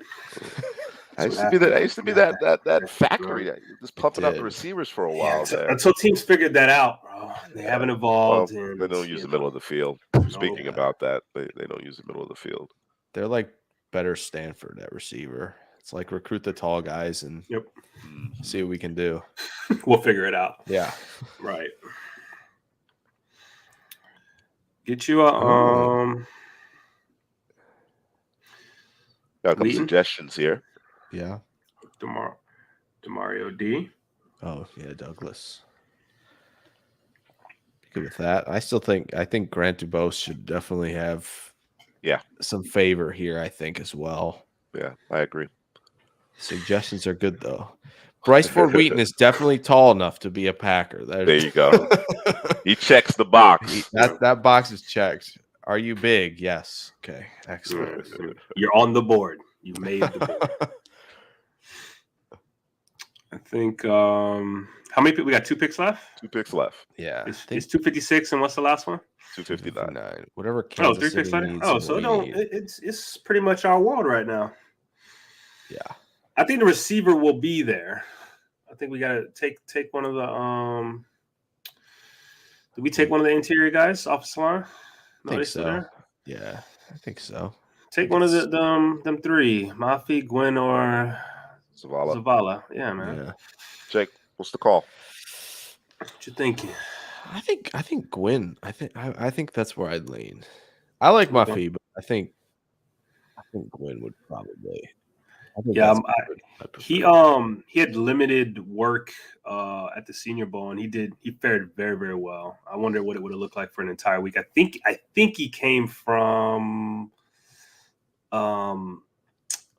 he played in a previous All-Star Bowl game. I can't remember. Everything's running together for me now. He got the call up. Yeah, he got the call up. Yeah. He played well. He may have been the NFLPA or the I want to say Tropicana or Tropical. Yeah, wow. One of those hula,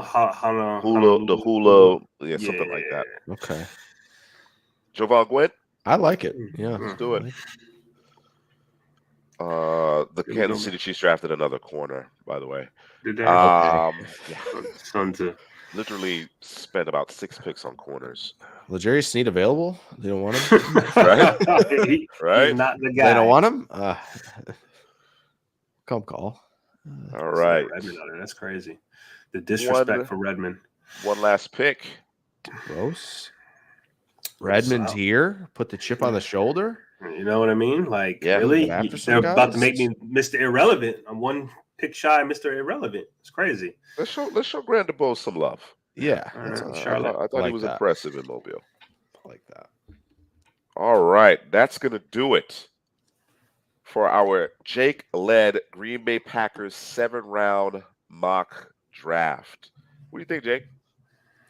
I think it's good. I think what was nice is, like you guys do, you do the excellent free agent portion, and you eased the need, I think, at receiver and safety a little bit. I know we still swung twice at safety late. One of those was a little bit more special team, but I think there's nothing wrong with focusing on the trenches early. Right.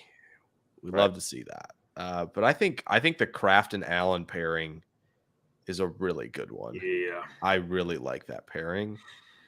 And man, just take the smalls for once, Green Bay.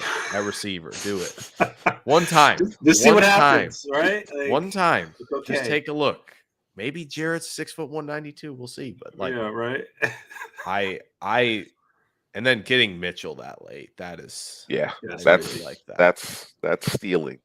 Yeah. That's stealing at that point. Honestly, Luter might be stealing too. Like that's at one night. Yeah, that's Luter's a good player, man. He impressed me in Mobile. He impressed me. He looked refined. I wasn't anticipating that. You know, and in the one-on-ones, you know, obviously that favors the receiver. There's really no leverage to work with. And, no pass rush, so on and so forth. And I thought he competed and challenged most every rep. So I'm impressed by him, and I think he's going to be a quality selection on day 3. Yeah, I agree. You get Luter and you get Scott on special teams right away. Yep. Let them dominate, earn some time, and maybe DeBose shocks you a little bit with the last pick. I think this is. Yep. I think the first 4 picks would be very Green Bay. Right. And in that sense, I think the fans might not love it. Sure. But yeah, this is the type of start I think they could see. If Smith at 45 with as tremendous of an athlete as he is and filling the need as, okay, he doesn't have a lot of production as a pass rusher. That's okay. How about 2 gap? Just let our guys in Clark and Wyatt, who I think expect to make a leap in year 2. Right. I think the flashes were there as a rusher. You just let those guys kind of take care of a gap on their own and let Smith dominate. I think. And Jair Brown's probably the 4th round steal that the Packers love to get every year. You know, they got 2 of them last year with Tom and Dobbs. That's probably the one there. Does his job. I love it. Yeah. It's like you say, it isn't sexy, and that's really Green Bay's MO. That they're not going to force the issue in terms of grabbing headlines, but I think anytime you can bolster, either side of the line of scrimmage, I think that's a good thing. There is an eye to the future with Broderick Jones, and of course he's going to come in and be able to start right away. The Tucker Kraft pick, deep class at tight end. The idea is, particularly we anticipate that the tight end position is going to take a little time to develop. He does have some developing to do. There's no question about that. But I think he can help in your passing game sooner rather than later. And again, with the addition of Robert Woods via free agency, didn't necessarily have to force the issue at receiver, but we still come away with Raheem Jarrett and Grant DeBose to a intriguing, young, talented room as it is, with the leadership now of Robert Woods. So I think it works, man. I think considering the unrestricted free agents that are going to walk, who we ultimately retained and who we brought in, I think Green Bay is in position to compete. Whether Rodgers is there or not, I think Green Bay is in a decent position, if not a good position, to compete in 2023. So I think it just goes a long way being able to control the line of scrimmage at the end of the day. It'd be interesting to see though if Rodgers does get traded, and they're sitting there at 15, and one of those quarterbacks falls to them. Will Levis, AR, boy, not ready for boy. That'd change the whole face of this thing. Like, wait a minute. Yeah, you talk about sexy, right? Yeah, that's unadulterated right there. So that will be interesting. Oh man, the first time I saw Levis mock this offseason, I was like, oh boy. Strap in. No, but like that is Will Levis in Green Bay. Yeah, that if he's there, that could definitely happen. Pull the trigger. I would expect nothing less. Yeah, that is very Green Bay-ish. Very. I love how we've created it. We smile at it, and it's like, oh yeah, that's probably negative, but it's a Green Bay thing, Right. They're probably screaming in the room, yes, fist bumps, hugs, kisses. Are you sure? Are you sure they don't want Levis? Are you sure? Are you sure? I don't know, man. I can't be sure. I don't. You won't put it I would past never him. say Jake's never. not putting it past him. Listen, once Aaron Rodgers is traded, all bets are off. All bets are off. All bets are off at 15. That rookie contract might come a talking. Yep. Because Love only has 1 year left on his deal, so there's that. But also Jackson Smith and Jigba at 15, no matter what. Sonny Weaver Jr. Write it on the paper, no matter and what. just write it on the paper. Tuck it away. But all right. Jake, man, really appreciate you joining us. Again, folks, if you're not familiar with his work, get familiar with it. Again, Jake, tell them where they can find your content. Yeah, so do stuff on YouTube as well. Working through a lot of players this year, trying to get a few more done than in previous years. More positions in need for the Packers, but I'm trying to get to a lot more on YouTube. So that'll be there. That's a lot going on there. It was tough to see my guy Christopher Smith not run well. But the film's still good, and you should check that out. But yeah, writing at NFLmocks.com, writing at riseanddraft.com, writing a little bit with Lombardi Avenue, the fan-sided Packers site as well. Taking it from a lot of angles. Yes, staying busy. Very busy. And like these guys here, love the draft and every bit of it. So it was a pleasure to come on. So we lost Headley, and we appreciate you, Jake, not only joining us but filling in for Headley. We appreciate it. We appreciate it. So, guys, be sure to check out the Second Half Draft Show at Couch Potato General Manager, the YouTube channel. That's Couch Potato General Manager. For Drew, our guest Jake, this is Juice, and we will see you Tuesday.